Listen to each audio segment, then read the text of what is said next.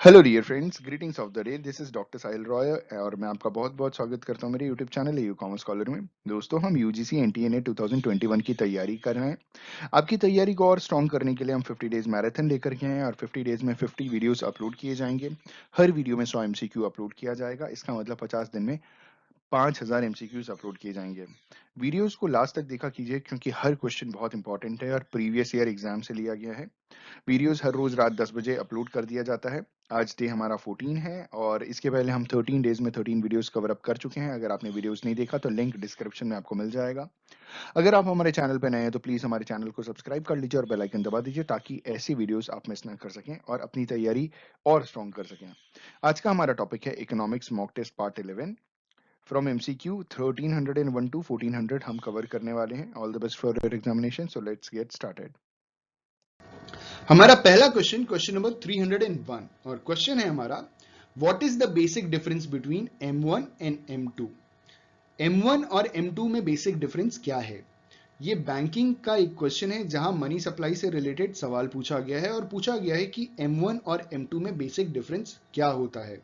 हमारे चार ऑप्शन हैं। पहला ऑप्शन है हमारा treatment of post office deposits, दूसरा ऑप्शन है treatment of time deposits of banks, तीसरा ऑप्शन है हमारा treatment of saving deposits of banks और चौथा ऑप्शन है हमारा ट्रीटमेंट ऑफ करेंसी। तो इस क्वेश्चन का सही आंसर है option B, treatment of time deposits of bank. जो बेसिक डिफरेंस होता है M1 और M2 के बीच में वो होता है treatment of time deposits of bank. Option B is the correct answer for the given question. हमारा अगला क्वेश्चन, क्वेश्चन नंबर 302 है और क्वेश्चन है हमारा, after 1950 commercial banks in India were nationalised. 1950 के बाद हमारे देश में कमर्शियल बैंक कितनी बार नेशनलाइज हुए? We have four options. पहला ऑप्शन है हमारा वंस इन 1969, दूसरा ऑप्शन है हमारा ट्वाइस इन 1969 एंड 1980, तीसरा ऑप्शन है हमारा थ्राइस इन 1969, 1980 एंड 1991 और चौथा ऑप्शन है हमारा नन ऑफ द अबव। तो इस क्वेश्चन का सही आंसर है option B, twice in 1969 and 1980। हमारी प्राइम मिनिस्टर इंदिरा गांधी जी ने 1969 में 14 बैंक्स को सबसे पहले नेशनलाइज किया और 1980 में 6 बैंक्स को नेशनलाइज किया। कुल मिलाकर के 20 बैंक्स नेशनलाइज हुए थे, लेकिन दो बैंक्स 1993 में मर्ज हो गए, तो कुल मिलाकर के 19 बैंक्स हमारे देश में नेशनलाइज रहे।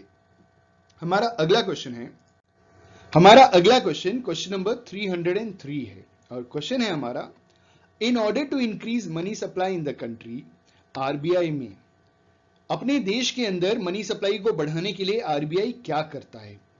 We have four options. पहला ऑप्शन है हमारा रिड्यूस सीआरआर, दूसरा ऑप्शन है हमारा sell securities in the open market, तीसरा ऑप्शन है हमारा इंक्रीज सीआरआर और चौथा ऑप्शन है हमारा इंक्रीज बैंक रेट। तो इस क्वेश्चन का सही आंसर है ऑप्शन ए, रिड्यूस सीआरआर। सीआरआर का फुल फॉर्म होता है कैश रिजर्व रेशियो और ये वो रिजर्व होता है जो एक कमर्शियल बैंक अपने प्राइमरी डिपॉजिट का कुछ हिस्सा रिजर्व बैंक ऑफ इंडिया के पास जमा करता है। तो यहां पे हुआ in order to increase money supply in the country the RBI may reduce CRR. Option A is the correct answer for the given question.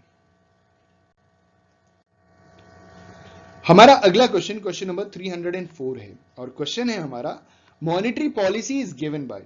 हमारे देश में मॉनेटरी पॉलिसी कौन देता है?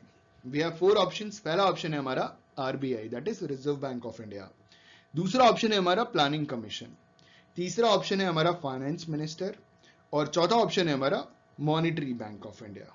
तो इस क्वेश्चन का सही आंसर है option A, RBI. Monetary policy is given bye reserve Bank of India in India. हमारा अगला क्वेश्चन है क्वेश्चन नंबर 305 और क्वेश्चन है हमारा, which of the following is incorrect. इनमें से कौन सा इनकरेक्ट है? जो भी चार स्टेटमेंट्स या चार ऑप्शन हमें दिए हैं इनमें से एक ऑप्शन सही नहीं है। पहला बोला गया है the shape of the average cost and marginal cost curve is you. दूसरा दिया गया है the average revenue and marginal revenue curves of a firm under perfect competition are parallel to x axis. तीसरा ऑप्शन है at equilibrium average revenue is equal to marginal revenue, और चौथा कहा गया है at equilibrium marginal cost is equal to marginal revenue. तो इस question का सही आंसर है ऑप्शन सी। ये सही जवाब नहीं है, ये स्टेटमेंट सही नहीं है, बाकी सारे स्टेटमेंट्स सही हैं। एवरेज रेवेन्यू मार्जिनल रेवेन्यू के बराबर इक्विलिब्रियम पॉइंट पे नहीं होता है।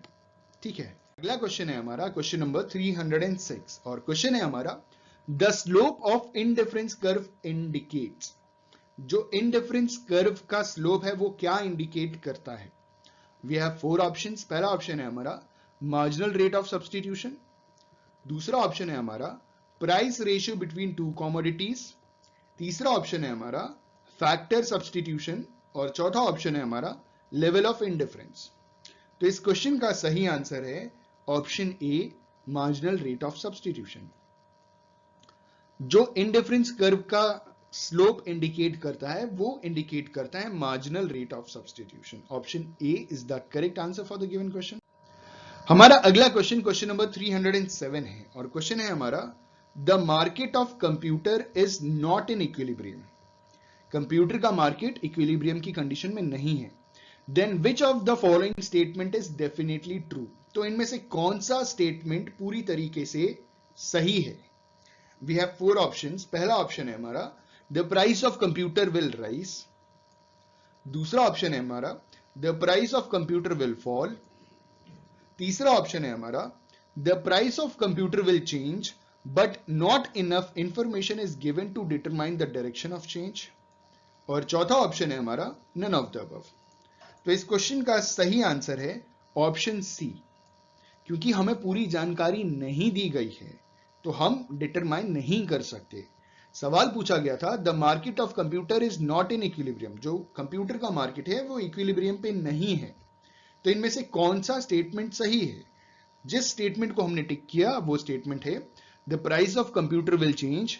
जो कंप्यूटर की कीमत है वो चेंज होगी, but not enough information is given to determine the direction of change. लेकिन पूरी तरीके से जानकारी नहीं दी गई है कि किस डायरेक्शन में वो चेंज हो रहा है, बढ़ रहा है, घट रहा है, क्या हो रहा है, इंक्रीज हो रहा है, डिक्रीज हो रहा है, क्या हो रहा है, ये कोई जानकारी नहीं दी गई है। तो हम एग्जैक्टली नहीं बता सकते। Option C is the correct answer for the given question. अगला क्वेश्चन है हमारा क्वेश्चन नंबर 308, और क्वेश्चन है हमारा as the price of banana rises. बनाने के प्राइसेस राइज करेंगे तो क्या होगा? ठीक है, वी हैव 4 ऑप्शंस। पहला option the quantity demanded for banana increases, दूसरा option the demand curve for banana shift to the right, तीसरा the quantity demanded for banana decreases, और चौथा the demand curve for banana shift to the left. यहां पे क्योंकि सारे के सारे ऑप्शंस डिमांड से रिलेटेड हैं, देखिए यहां डिमांडेड, डिमांड, डिमांड और डिमांड, तो हम इसे डिमांड के प्रोस्पेक्टिव में समझेंगे। तो अगर बनाना की प्राइस बढ़ जाएगी तो बनाना के डिमांड्स क्या हो जाएंगे? फॉल कर जाएंगे। तो इस हिसाब से option C is the correct answer for the given question, जिसमें कहा है the quantity demanded for banana will decrease. हमारा अगला क्वेश्चन क्वेश्चन नंबर 309, और क्वेश्चन है हमारा suppose the short run cost function can be written as TC is equal to 250 plus 10Q, average fixed cost equals, तब average fixed cost क्या होगा? सवाल पूछा गया है सपोज कीजिए शॉर्ट रन कॉस्ट फंक्शन को अगर हम TC is equal to 250 plus 10Q लिखते हैं तो एवरेज फिक्स कॉस्ट किसके बराबर होगा?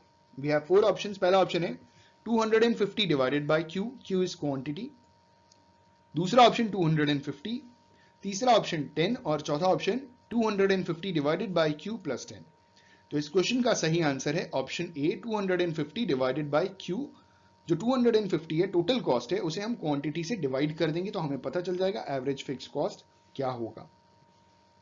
हमारा अगला क्वेश्चन क्वेश्चन नंबर 310 है, और क्वेश्चन है हमारा Baahubali inherited 1 acre of land Mahishmati में।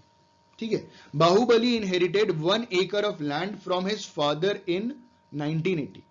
बाहुबली ने 1980 में 1 acre लैंड अपने फादर से इनहेरिटेड उनको मिला। Today the value of that land is 90 lakh per एकड़। 1 एकड़ लैंड मिला था और उस लैंड की वैल्यू हो गई आज के रेट में 90 लाख रुपीस 40 साल के बाद। ठीक है, 2020 चल रहा है। What is the opportunity cost to Baahubali for keeping that land? His father paid 50,000 for this land. तो पूछा जा रहा है कि बाहुबली का अपॉर्चुनिटी कॉस्ट क्या है उस लैंड को अपने पास रखने का। ठीक है, उनके पिताजी ने ये लैंड खरीदा था 50,000 रुपए में। We have 4 options. पहला option, nothing since the land was inherited.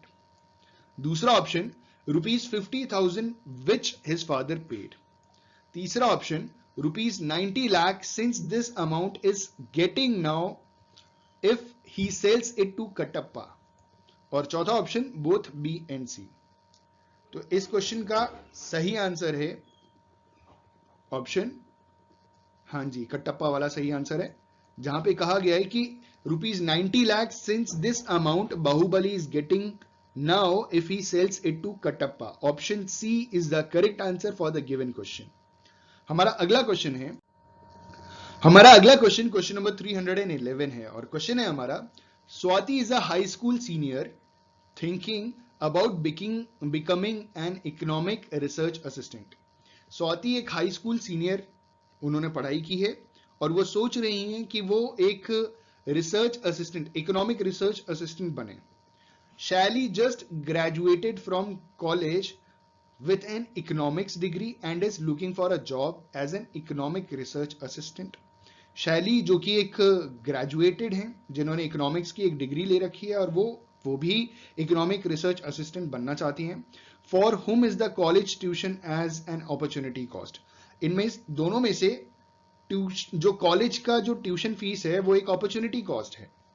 ठीक है, वी हैव 4 ऑप्शंस। पहला ऑप्शन है हमारा स्वाति, दूसरा ऑप्शन है हमारा शैली, तीसरा ऑप्शन है बोथ स्वाति एंड शैली और चौथा ऑप्शन है नाइदर स्वाति नॉर शैली।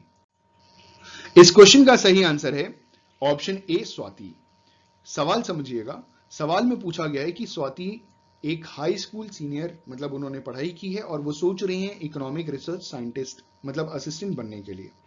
तो इनसे सवाल पूछा गया है कि अगर ये कॉलेज को छोड़ देती हैं तो ये इकोनॉमिक रिसर्च असिस्टेंट की पढ़ाई कर सकती हैं। तो ये जो कॉलेज ट्यूशन की जो अपॉर्चुनिटी कॉस्ट है ये किसके लिए है? ये स्वाति के लिए है। क्वेश्चन थोड़ा टेक्निकल है, एक बार पॉज करके पढ़िएगा और समझिएगा, दिक्कत होगी कमेंट कीजिएगा, मैं एक्सप्लेन करूंगा। अगला क्वेश्चन है हमारा क्वेश्चन नंबर 312 और क्वेश्चन है हमारा, which of the following is incorrect. हमारे पास 4 ऑप्शन हैं और कहा गया है कि इनमें से कौन सा सही नहीं है। पहला ऑप्शन है, the shape of average cost is U shaped. जो एवरेज कॉस्ट की जो शेप है वो यू शेप्ड होता है। दूसरा बोला गया है, marginal cost curve cuts average cost curve at the minimum level of average cost. तीसरा कहा गया है, the average revenue and marginal revenue curves of the industry under perfect competition are parallel to X axis. और चौथा कहा गया है, marginal cost curve cuts average variable cost curve at the minimum level of average variable cost. तो इस question का सही answer है ऑप्शन सी। सवाल पूछा गया था कि इनमें से कौन सा स्टेटमेंट सही नहीं है और ऑप्शन सी में कहा गया था, the average revenue and marginal revenue curves of the industry under perfect competition are parallel to X axis. जो एवरेज रेवेन्यू कर्व है और जो मार्जिनल रेवेन्यू कर्व है परफेक्ट कॉम्पिटिशन की इंडस्ट्री में एक्स एक्सिस के पैरेलल होता है। तो ऐसा नहीं होता। Option C is the correct answer for the given question. हमारा अगला क्वेश्चन नंबर 313 है और क्वेश्चन है हमारा, other things remaining constant the law of supply states. सारी चीजें कांस्टेंट हैं तो लॉ ऑफ सप्लाई क्या बताता है? We have 4 options. पहला ऑप्शन है हमारा, supply for commodities is directly related to its price. दूसरा ऑप्शन है हमारा, price is not related to supply. तीसरा ऑप्शन है हमारा, as supply rises price also rises. और चौथा ऑप्शन है हमारा, supply is not related to factors other than price. तो इस क्वेश्चन का सही आंसर है option A. Law of supply states when other things remains constant. क्या स्टेट करता है? Supply for commodities is directly related to its price. Supply की अगर हम बात करें तो जिसकी प्राइस ज्यादा होगी सप्लाई उसकी भी ज्यादा होगी, जिसकी प्राइस कम होगी उसकी सप्लाई कंपैरेटिवली कम होगी। तो supply for commodities directly related to its price, other things remains constant, ये लॉ ऑफ सप्लाई है। हमारा अगला क्वेश्चन, क्वेश्चन नंबर 314, और क्वेश्चन है हमारा kinked demand curve in oligopoly market explains. Oligopoly market में जो किंग्ड डिमांड कर्व है वो क्या एक्सप्लेन करता है? We have 4 options. पहला ऑप्शन है प्राइस एंड आउटपुट डिटर्मिनेशन, दूसरा option existence of very few firms in the market, तीसरा ऑप्शन प्राइस रिजिडिटी, और चौथा ऑप्शन प्राइस लीडरशिप। तो इस क्वेश्चन का सही आंसर है option C, price rigidity. Kinked demand curve in oligopoly market explains price rigidity.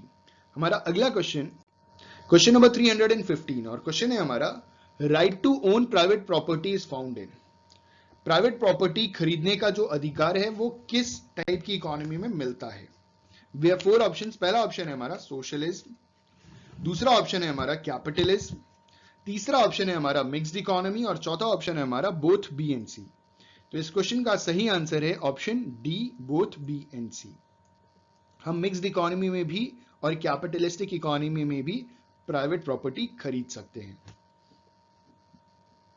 Socialistic economy में खरीदने के लिए गवर्नमेंट से परमिशन लेनी पड़ेगी, पता नहीं मिले ना मिले, लेकिन कैपिटलिस्ट और मिक्स्ड इकोनॉमी में इतना परमिशन लेना नहीं पड़ता, आपको बताना पड़ता है, रजिस्ट्रेशन करवाना पड़ता है, वो बात की बात है। तो option D is the correct answer for the given question. हमारा अगला क्वेश्चन, क्वेश्चन नंबर 316 है, और क्वेश्चन है हमारा which of the following is not a factor of production. इनमें से कौन सा फैक्टर ऑफ प्रोडक्शन नहीं है? पहला ऑप्शन मैन, दूसरा ऑप्शन लेबर, तीसरा ऑप्शन कैपिटल, और चौथा ऑप्शन एंटरप्रेन्योर। तो इस क्वेश्चन का सही आंसर है ऑप्शन ए, मैन। आपने पढ़ा है लैंड, लेबर, कैपिटल और एंटरप्रेन्योर, कभी हमने मैन नहीं पढ़ा, तो हमने लेबर पढ़ा है, मैन नहीं पढ़ा। तो विच of the following is not a factor of production? It is man. Option A is the correct answer for the given question. हमारा अगला क्वेश्चन, क्वेश्चन नंबर 317, और क्वेश्चन है हमारा dash shows the relationship of output with given input. इनमें से कौन सा function relationship बताता है आउटपुट का with the given input? We have 4 options. पहला ऑप्शन है डिमांड फंक्शन, दूसरा ऑप्शन है प्रोडक्शन फंक्शन, तीसरा ऑप्शन है कॉस्ट फंक्शन, और चौथा ऑप्शन है PPC function, that is production possibility curve function. तो इस क्वेश्चन का सही आंसर है option B, production function. Production function shows the relationship of output with given inputs. Option B is the correct answer for the given question. हमारा अगला question, question number 318, और question है हमारा total cost n minus total cost n minus 1 is equal to which cost function? ठीक है, तो TCn minus TCn minus 1 कौन से कॉस्ट की बात करता है? We have 4 options. पहला ऑप्शन है मार्जिनल कॉस्ट का फॉर्मूला है, दूसरा ऑप्शन है एवरेज कॉस्ट का फॉर्मूला है, तीसरा ऑप्शन है टोटल कॉस्ट का फॉर्मूला है, और चौथा ऑप्शन है नन ऑफ द अबव। तो इस क्वेश्चन का सही आंसर है ऑप्शन ए, मार्जिनल कॉस्ट। मार्जिनल कॉस्ट का फॉर्मूला यही होता है TCn माइनस TCn माइनस 1। ठीक है, अगला क्वेश्चन है हमारा क्वेश्चन नंबर 319, और क्वेश्चन है हमारा share traded in stock market depicts characteristics close to.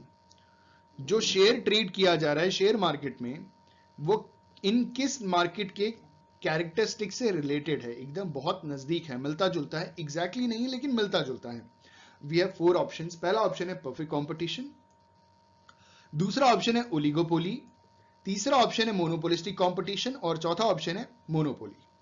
तो इस क्वेश्चन का सही आंसर है ऑप्शन ए, परफेक्ट कंपटीशन। परफेक्ट कंपटीशन की परिभाषा क्या होती है? परफेक्ट कंपटीशन की परिभाषा होती है there are large number of buyers and sellers. Stock market में large number of buyers and sellers हैं, ढेर सारी कंपनीज बेच रही हैं, ढेर सारे कस्टमर्स खरीद रहे हैं, मतलब बायर्स हैं। सेलिंग होमोजेनियस प्रोडक्ट, तो सारे के सारे शेयर्स, डिवेंचर्स, बॉन्ड सारे के सारे होमोजेनियस हैं, किसमें भी एक रत्ती का भी कोई डिफरेंस नहीं होता, सब कुछ एकदम सेम ही सेम होता है, बस प्राइसेस डिफरेंस होते हैं, लेकिन चीज तो वही है। ठीक है, उसके बाद इसमें एडवर्टाइजमेंट कॉस्ट है, एडवर्टाइजमेंट खर्चा है, ट्रांसपोर्टेशन कॉस्ट इन्वॉल्व नहीं है, तो बस ये कैरेक्टरिस्टिक नहीं है, बाकी सारी कैरेक्टरिस्टिक्स ऑलमोस्ट सेम है। तो इस वजह से स्टॉक मार्केट को परफेक्ट मार्केट के एकदम नजदीक कंसिडर किया गया है। Option A is the correct answer for the given question. हमारा अगला क्वेश्चन, क्वेश्चन नंबर 320, और क्वेश्चन है हमारा assume that when price is ₹20, assume करिए कि किसी एक कॉमोडिटी की प्राइस 20 रुपीज है, क्वांटिटी डिमांडेड इज 10 यूनिट्स, तब क्वांटिटी आप 10 यूनिट्स डिमांड कर रहे हैं। इसका मतलब क्या है कि आपके पास टोटल कितने रुपए हैं, 200 रुपीज, ठीक है। अब आगे इन्होंने सवाल किया है, एंड द प्राइस इज ₹19। अगर उसकी प्राइस 19 हो जाती है तो क्वांटिटी डिमांडेड बढ़ करके 11 यूनिट्स हो जाएगा। मतलब अगर ₹1 हम प्राइस कम कर दें तो जो क्वांटिटी डिमांडेड है वो 1 यूनिट बढ़ जाएगा। Based on this information, what is the marginal revenue resulting from an increase in output from 10 units to 11 units. तो आपको बताना है मार्जिनल रेवेन्यू जो रिजल्ट होगा एक एडिशनल यूनिट आउटपुट बढ़ने से, ठीक है। We have 4 options. पहला ऑप्शन है ₹1, दूसरा ऑप्शन है ₹9, तीसरा ऑप्शन है ₹19 और चौथा ऑप्शन है ₹10। इस क्वेश्चन का सही आंसर है ऑप्शन बी, ₹9। कैसे, मैं आपको बताता हूं। आपके पास 200 रुपीज थे तो आप 10 यूनिट्स खरीद रहे थे। अब जब ₹1 कम कर दिया गया, 19 रुपीज कर दिया गया, तो आपने कितने यूनिट्स खरीदे, 11 यूनिट्स खरीदे। जब हम 19 को 11 से मल्टीप्लाई करेंगे तो आंसर आएगा 209 रुपीज। तो इस हिसाब से आपके कितने रुपए बढ़े, 9 रुपए एज अ रेवेन्यू इंक्रीज कर गया। पहले 200 रुपए था, 20 रुपए पर यूनिट के हिसाब से आप 10 यूनिट खरीद रहे थे। अभी भी आपके पास 200 रुपए है, लेकिन आपने 19 रुपए के हिसाब से 11 यूनिट्स खरीदी। अब आपको 9 रुपए ज्यादा देना पड़ेगा फर्म को, कंपनी को, जहां से आप सामान खरीद रहे हैं। तो जो मार्जिनल रेवेन्यू इंक्रीज हुआ वो 9 रुपए से इंक्रीज हो गया। तो B is the correct answer for the given question. हमारा अगला क्वेश्चन, क्वेश्चन नंबर 321, और क्वेश्चन है हमारा, which of the following is not a characteristics of a price taker. इनमें से कौन सी कैरेक्टरिस्टिक्स एक प्राइस टेकर की कैरेक्टरिस्टिक्स नहीं है।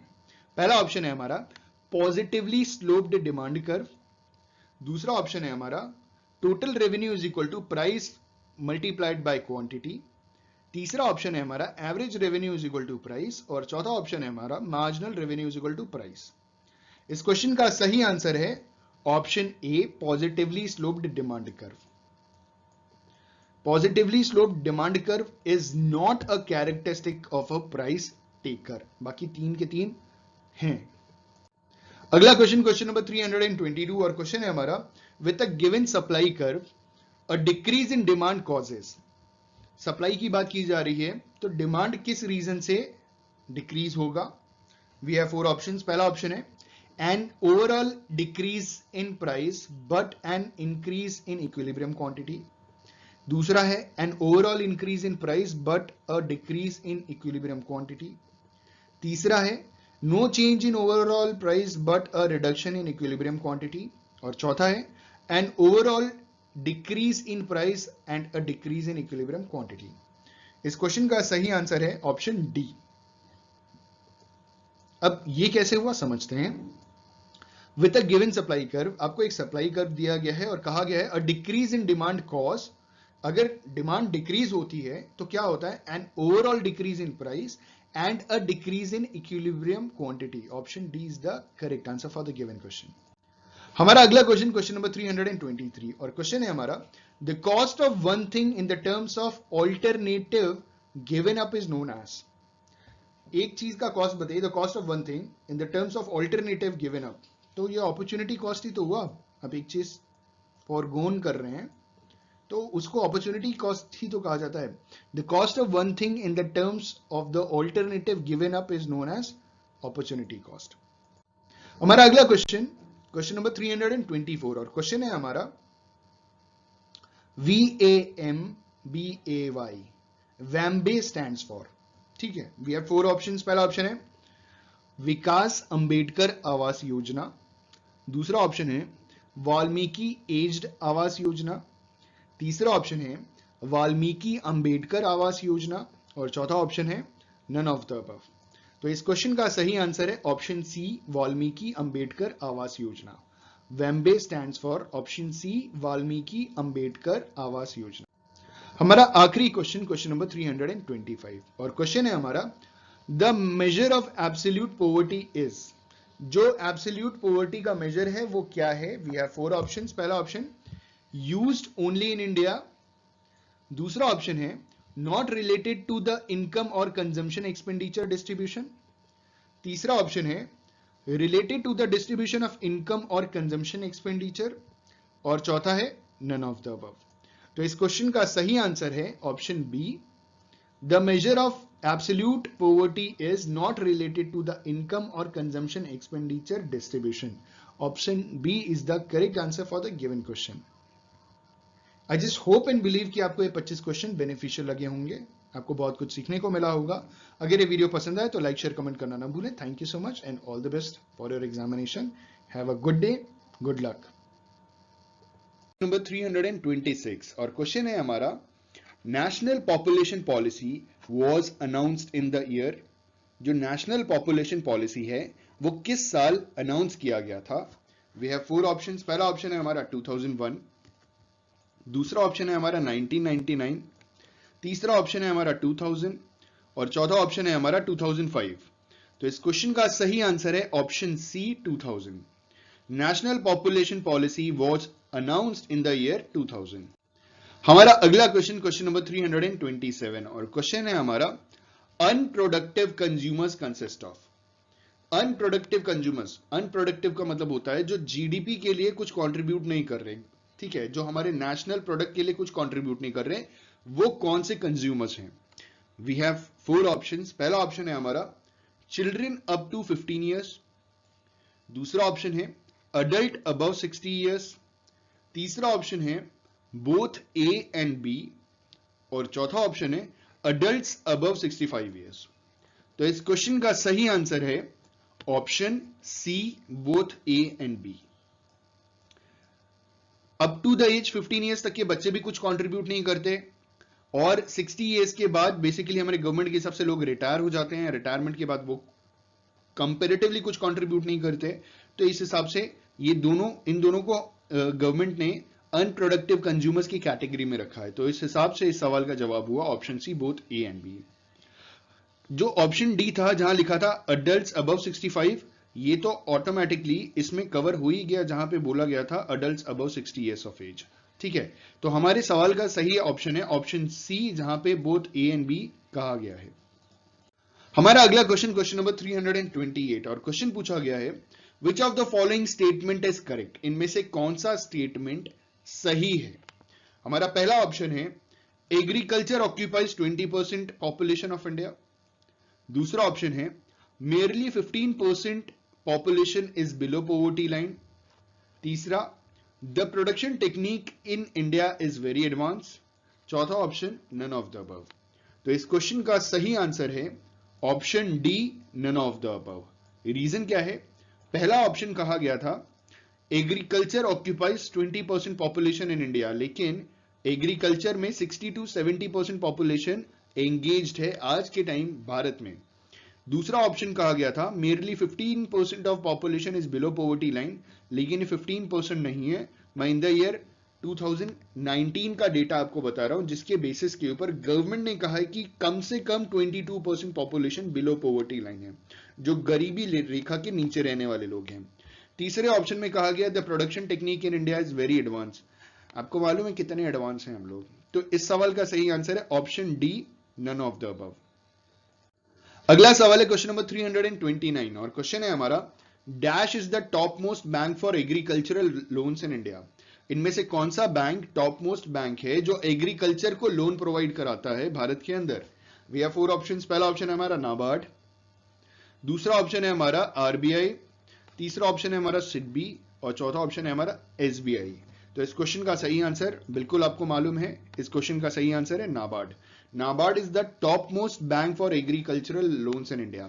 नाबार्ड आरबीआई के अंडर काम करता है और नाबार्ड के अंडर रीजनल रूरल बैंक्स काम करते हैं, जो मिलकर के गरीब किसानों को एग्रीकल्चरल लोन प्रोवाइड कराते हैं। Option A is the correct answer for the given question. हमारा अगला क्वेश्चन, क्वेश्चन नंबर 330 और क्वेश्चन है हमारा, marginal revenue curve and average revenue curve coincide in. Marginal revenue curve और एवरेज रेवेन्यू कर्व किस competition में कोइंसाइड करते हैं?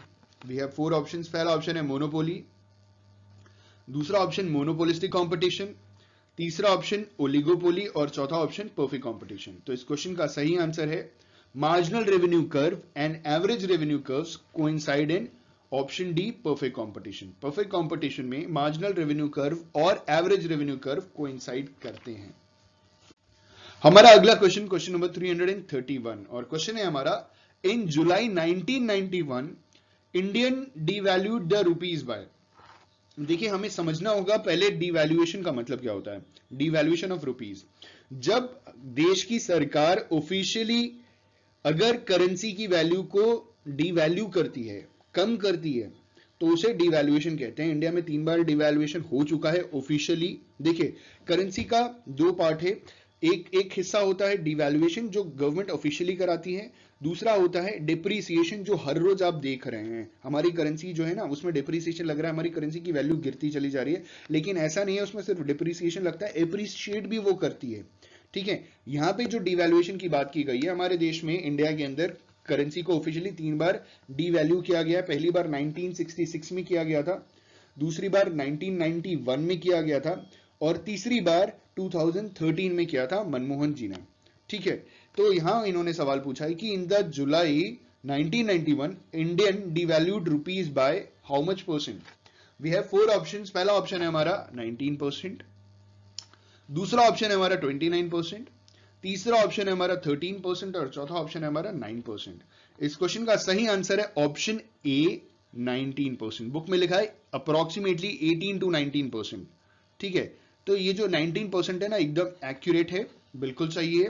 1991 में हमारे देश की सरकार ने हमारे देश की करेंसी को 19% डिवैल्यू कर दिया था, ताकि बैलेंस ऑफ पेमेंट को और बैलेंस ऑफ ट्रेड को बैलेंस किया जा सके, जो डिसबैलेंस हो गया था एक हिसाब से. ठीक है, अगला क्वेश्चन है हमारा अगला क्वेश्चन नंबर 332, और क्वेश्चन है हमारा the marginal product of a variable input is best described as. जो मार्जिनल प्रोडक्ट है वेरिएबल इनपुट का, वो अच्छी तरीके से कैसे, मतलब बेस्ट वे में कैसे डिस्क्राइब किया गया है. We have 4 options. पहला ऑप्शन है हमारा total product divided by the number of units of variable input. दूसरा ऑप्शन है हमारा the additional output resulting from a 1 unit increase in the variable input. तीसरा ऑप्शन है the additional output resulting from 1 unit increase in both the variable and the fixed inputs. और चौथा option है हमारा none of the above.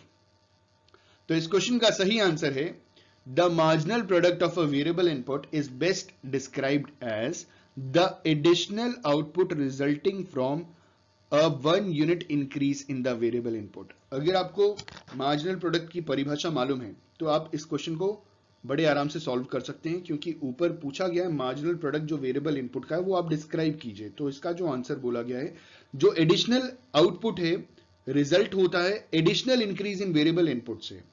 ठीक है, तो वो मार्जिनल प्रोडक्ट का मतलब marginal product of a variable input इस हिसाब से बेस्ट डिस्क्राइब होता है. Option B is the correct answer for the given question. हमारा अगला क्वेश्चन नंबर 333, और क्वेश्चन है हमारा which of the following is most profitable but least liquid asset of a commercial bank. इनमें से कौन सा सबसे ज्यादा प्रॉफिटेबल है बट सबसे कम लिक्विड एसेट है किसी एक कमर्शियल बैंक का.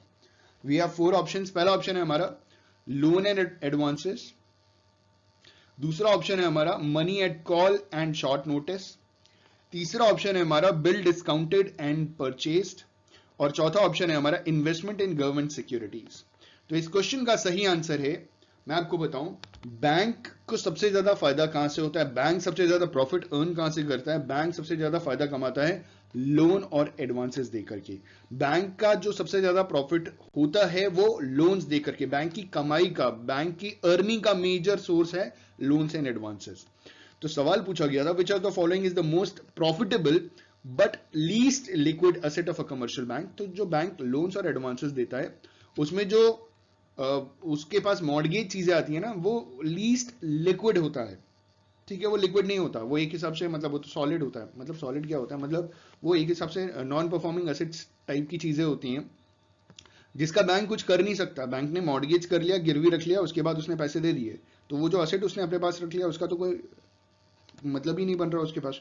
तो सवाल यही पूछा गया कि विच of the following is the most profitable but least liquid asset of a commercial bank. ठीक है, तो लोन्स और एडवांसेस मोस्ट प्रॉफिटेबल है लेकिन लीस्ट लिक्विड एसेट है. बहुत कम लोग लेते हैं तो देते नहीं है. ठीक है, और सरकार मांगे तो देश छोड़ के भाग जाते हैं, आपको मालूम है. ठीक है, option A is the correct answer for the given question. हमारा अगला क्वेश्चन, क्वेश्चन नंबर 334, और क्वेश्चन है हमारा, in short run when the output of a firm increases its average fixed cost, short run में जब एक फर्म का output increase होता है तो उसका एवरेज फिक्स कॉस्ट क्या होता है? We have 4 options. पहला ऑप्शन इंक्रीजेस, दूसरा ऑप्शन डिक्रीजेस, तीसरा ऑप्शन रिमेन्स कांस्टेंट और चौथा option first decline and then rises. इस क्वेश्चन का सही आंसर है option B, decreases. Short run में कहा गया है when the output of a firm increases, उसका जो एवरेज फिक्स कॉस्ट है वो क्या हो जाएगा? डिक्रीज हो जाएगा। शॉर्ट रन की बात की जा रही है। शॉर्ट रन में अगर आप अपना आउटपुट इंक्रीज करते हैं तो कंपैरेटिवली आपका जो एवरेज फिक्स कॉस्ट होगा वो पर यूनिट डिक्रीज हो जाएगा। Option B is the correct answer for the given question. हमारा अगला क्वेश्चन, क्वेश्चन नंबर 335, और क्वेश्चन है हमारा, contraction of demand is a result of. जो कॉन्ट्रैक्शन ऑफ डिमांड है वो इनमें से किसका रिजल्ट है? We have 4 options. पहला ऑप्शन है हमारा decrease in number of consumers, दूसरा ऑप्शन है हमारा increase in the price of goods concern, तीसरा ऑप्शन है हमारा increase in the price of further goods, और चौथा ऑप्शन है हमारा decrease in the income of purchases. इस क्वेश्चन का सही आंसर है option B, contraction of demand is a result of increase in the price of goods concerned। Demand contract क्यों हो जाएगा? कंपेरेटिवली कम, मतलब मैं डिक्रीज वर्ड तो स्पेसिफिक नहीं होगा, लेकिन जो मार्केट डिमांड है या कंज्यूमर की जो डिमांड है वो कॉन्ट्रैक्शन में आ जाएगी, कंपेरेटिवली कम हो जाएगी। रीजन क्या है कि क्योंकि डिमांड की बात की जा रही है तो प्राइस की बात होगी बिल्कुल। तो जो प्राइस इंक्रीज करेगा, प्राइस हाइक करेगा, प्राइस बढ़ेगा तो डिमांड कॉन्ट्रैक्शन ऑटोमेटिकली हो जाएगा। तो option B is the correct answer for the given question. अगला क्वेश्चन, क्वेश्चन नंबर 336, और क्वेश्चन है हमारा, the indifference curve approach assumes. जो इंडिफरेंस कर्व है, अप्रोच जो है ना, वो क्या अज्यूम करता है? We have 4 options. पहला ऑप्शन है रैशनैलिटी, दूसरा ऑप्शन है कंसिस्टेंसी, तीसरा ऑप्शन है ट्रांसिटिविटी, और चौथा ऑप्शन है ऑल ऑफ द अबव। तो इस क्वेश्चन का सही आंसर है option D, all of the above. The indifference curve approach assumes rationality, consistency, transitivity, मतलब तीनों चीजें। इस सवाल का सही जवाब option D, all of the above.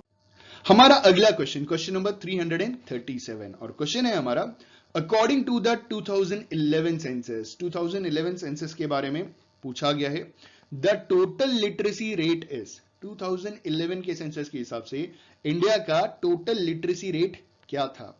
We have 4 options. पहला ऑप्शन है 72.55%, दूसरा ऑप्शन 84.25%, तीसरा ऑप्शन 74.5% और चौथा ऑप्शन 78.5%। इस क्वेश्चन का सही आंसर है option C, 74.5%। According to 2011 census, the total literacy rate is 74.5% in India. हमारा अगला क्वेश्चन, क्वेश्चन नंबर 338, और क्वेश्चन है हमारा, if the proportion of income spent on a good increases then income elasticity for the good is. सवाल पूछा गया है कि अगर हम अपना जो भी हमारा इनकम है, ठीक है, if the proportion of income spent on a good increases, हमारी एक कांस्टेंट, एक लिमिटेड इनकम है, अगर हम किसी एक पर्टिकुलर गुड के ऊपर अपनी इनकम का ज्यादा से ज्यादा पैसा खर्च करना शुरू कर देते हैं, मतलब जो पहले हम खर्च कर रहे थे कंपैरेटिवली हमने खर्चा इंक्रीज कर दिया है, तो then the income elasticity for the good is, तो इनकम इलास्टिसिटी क्या होगा उस पर्टिकुलर गुड के लिए? We have 4 options. पहला ऑप्शन है हमारा ग्रेटर देन 1, दूसरा ऑप्शन है लेस देन 1, तीसरा ऑप्शन है 1 और चौथा ऑप्शन है इनफाइनाइट। तो इस क्वेश्चन का सही आंसर है option A, greater than 1। If the proportion of income spent on a good increases, then income elasticity for the good is greater than 1. Option A is the correct answer for the given question. हमारा अगला question, question number 339, और question है हमारा, which is not the assumption of marginal utility analysis। इनमें से कौन सा marginal utility analysis का assumption नहीं है? We have 4 options। पहला option cardinal measurability of utility, दूसरा option consistency of the marginal utility of money, तीसरा option rationality of human behaviour और चौथा option ordinal measurability of utility. इस क्वेश्चन का सही आंसर है option D, which is not the assumption of marginal utility analysis. तो ordinal measurability of utility marginal utility analysis का assumption नहीं है। Option D is the correct answer for the given question. हमारा अगला question, question number 340, और question है हमारा, law of diminishing marginal utility may not apply to. Law of diminishing marginal utility इनमें से किस पे अप्लाई नहीं होता है? We have 4 options. पहला ऑप्शन मनी, दूसरा ऑप्शन बटर, तीसरा ऑप्शन पेप्सी कोक एक्सेट्रा, और चौथा ऑप्शन आइसक्रीम। इस क्वेश्चन का सही आंसर है ऑप्शन ए, मनी। मनी एक ऐसी चीज है जिसके ऊपर law of diminishing marginal utility apply नहीं होता। जितना दे दो मन नहीं भरता, पेट नहीं भरता, ठीक है, लालच खत्म नहीं होता। तो law of diminishing marginal utility में नॉट अप्लाई टू मनी। ठीक, अगला क्वेश्चन, क्वेश्चन नंबर 341, और क्वेश्चन है हमारा, which is not the assumption of law of diminishing marginal utility. इनमें से कौन सा law of diminishing marginal utility का अजम्पशन नहीं है? We have 4 options. पहला option, the different units consume should be identifiable in all respects. दूसरा option, the different units consume should be consistent of standard units. तीसरा option, there should be a time gap or interval between consumption of one unit and another unit, और चौथा कह रहे हैं the law may not apply to hobbies। तो इस question का सही आंसर है ऑप्शन सी। इन्होंने पूछा कि law of diminishing marginal utility का कौन सा अजम्पशन नहीं है, तो जो सी है, सी में बोला गया है कि जब भी आप कोई गुड कंज्यूम करेंगे तो there should be a time gap. देखिए, टाइम गैप रहेगा, कोई भी टाइम गैप कुछ भी हो सकता है, 1 घंटा, 1 दिन, 1 हफ्ता, 1 साल, कुछ भी हो सकता है। तो अगर टाइम गैप है तो law of diminishing marginal utility वहां पे काम नहीं करेगा। Law of diminishing marginal utility का जो मोस्ट इंपॉर्टेंट एजम्पशन है वो ये है कि आप एक गुड के बाद दूसरा गुड जो भी आप कंज्यूम कर रहे हैं ना, वो इमीडिएटली आपको कंज्यूम करना है, तभी law of diminishing marginal utility अपना जो भी लॉ है वो फुलफिल हो पाएगा। Option C is the correct answer. अगला क्वेश्चन है हमारा, concept of consumer surplus was evolve by. Concept जो था कंज्यूमर सरप्लस का, वो इनमें से किसने इवॉल्व किया था? We have 4 options. पहला ऑप्शन एलन एंड हिक्स, दूसरा ऑप्शन एडम स्मिथ, तीसरा ऑप्शन एल्फ्रेड मार्शल, और चौथा ऑप्शन रॉबिन्स। तो इस क्वेश्चन का सही आंसर है ऑप्शन सी, एल्फ्रेड मार्शल ने कंज्यूमर सरप्लस का कॉन्सेप्ट दिया था। Option C is the correct answer for the given question. हमारा अगला क्वेश्चन, क्वेश्चन नंबर 343, और क्वेश्चन है हमारा, contraction of demand is a result of. Contraction in demand इनमें से किसका रिजल्ट है? We have 4 options. पहला option, increase in the price of other goods, दूसरा option, increase in the price of substitute goods, तीसरा option, decrease in the income of the consumer, और चौथा, increase in the price of goods concern. तो इस question का सही answer है option D, contraction of demand is as a result of increase in the price of goods concerned. Option D is the correct answer for the given question. हमारा अगला question, question number 344, और question है हमारा, which of the following method is not used for measuring elasticity of supply। इनमें से कौन सा method elasticity of supply को मेजर करने के लिए इस्तेमाल नहीं किया जाता? We have 4 options. पहला ऑप्शन आर्क मेथड, दूसरा ऑप्शन परसेंटेज मेथड, तीसरा ऑप्शन टोटल आउटले मेथड, और चौथा ऑप्शन हमारा पॉइंट मेथड। इस क्वेश्चन का सही आंसर है option C, total outlay method. Which of the following method is not used for measuring elasticity of supply? It is total outlay method is a method which is not used for measuring elasticity of supply. बाकी 3 methods इस्तेमाल किए जाते हैं elasticity of supply को measure करने के लिए। हमारा अगला क्वेश्चन नंबर 345, और क्वेश्चन है हमारा, ध्यान से समझिएगा, बहुत बड़ा सा क्वेश्चन है। If the local ice cream shop raises the price of an ice cream cup from ₹10 पर कप टू ₹15 पर कप। अगर एक लोकल आइसक्रीम शॉप वाला एक आइसक्रीम की प्राइस 10 रुपए से बढ़ा करके 15 रुपए कर दे रहा है पर कप का, and the quantity demanded falls from 500 cup to 300 cups, और जो क्वांटिटी डिमांडेड है ना, वो 500 कप से रिड्यूस होकर के 300 कप हो जा रहा है per day. The price elasticity of demand for ice cream cup is जो पर डे का प्राइस इलास्टिसिटी ऑफ डिमांड है वो आइसक्रीम कप का क्या होगा? We have 4 options. पहला ऑप्शन है 1, दूसरा ऑप्शन 2.5, तीसरा ऑप्शन 2 और चौथा ऑप्शन 1.25। तो इस क्वेश्चन का सही आंसर है, जब आप इसे फॉर्मूले में पुटअप करेंगे तो आपका सही आंसर आएगा और ऑप्शन इसका सही है 1.25 ऑप्शन डी। अगर इस क्वेश्चन में दिक्कत हो तो आप कमेंट कीजिएगा, मुझे आपके कमेंट्स का इंतजार रहेगा, मैं आपको पूरा का पूरा सॉल्व करके दिखा दूंगा। वैसे बहुत सिंपल है, अगर आपको फॉर्मूला मालूम है प्राइस इलास्टिसिटी ऑफ डिमांड का, तो जो change in quantity divided by change इन जो भी प्राइस है वो आप डिवाइड कर दो, आपका आंसर आ जाएगा। ठीक है, option D is the correct answer for the given question. दिक्कत होती है तो आप कमेंट कीजिएगा, मैं आपको सॉल्व करके जरूर बताऊंगा। अगला क्वेश्चन है हमारा क्वेश्चन नंबर 346 और क्वेश्चन है हमारा SGSY stands for.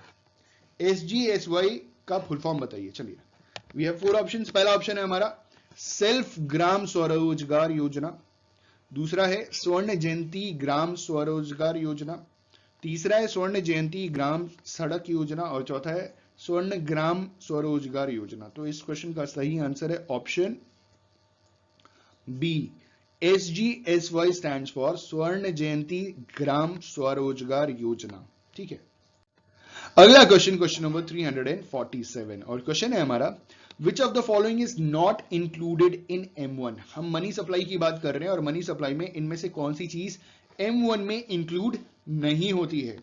We have 4 options. पहला ऑप्शन है हमारा करेंसी, इंक्लूड होता है।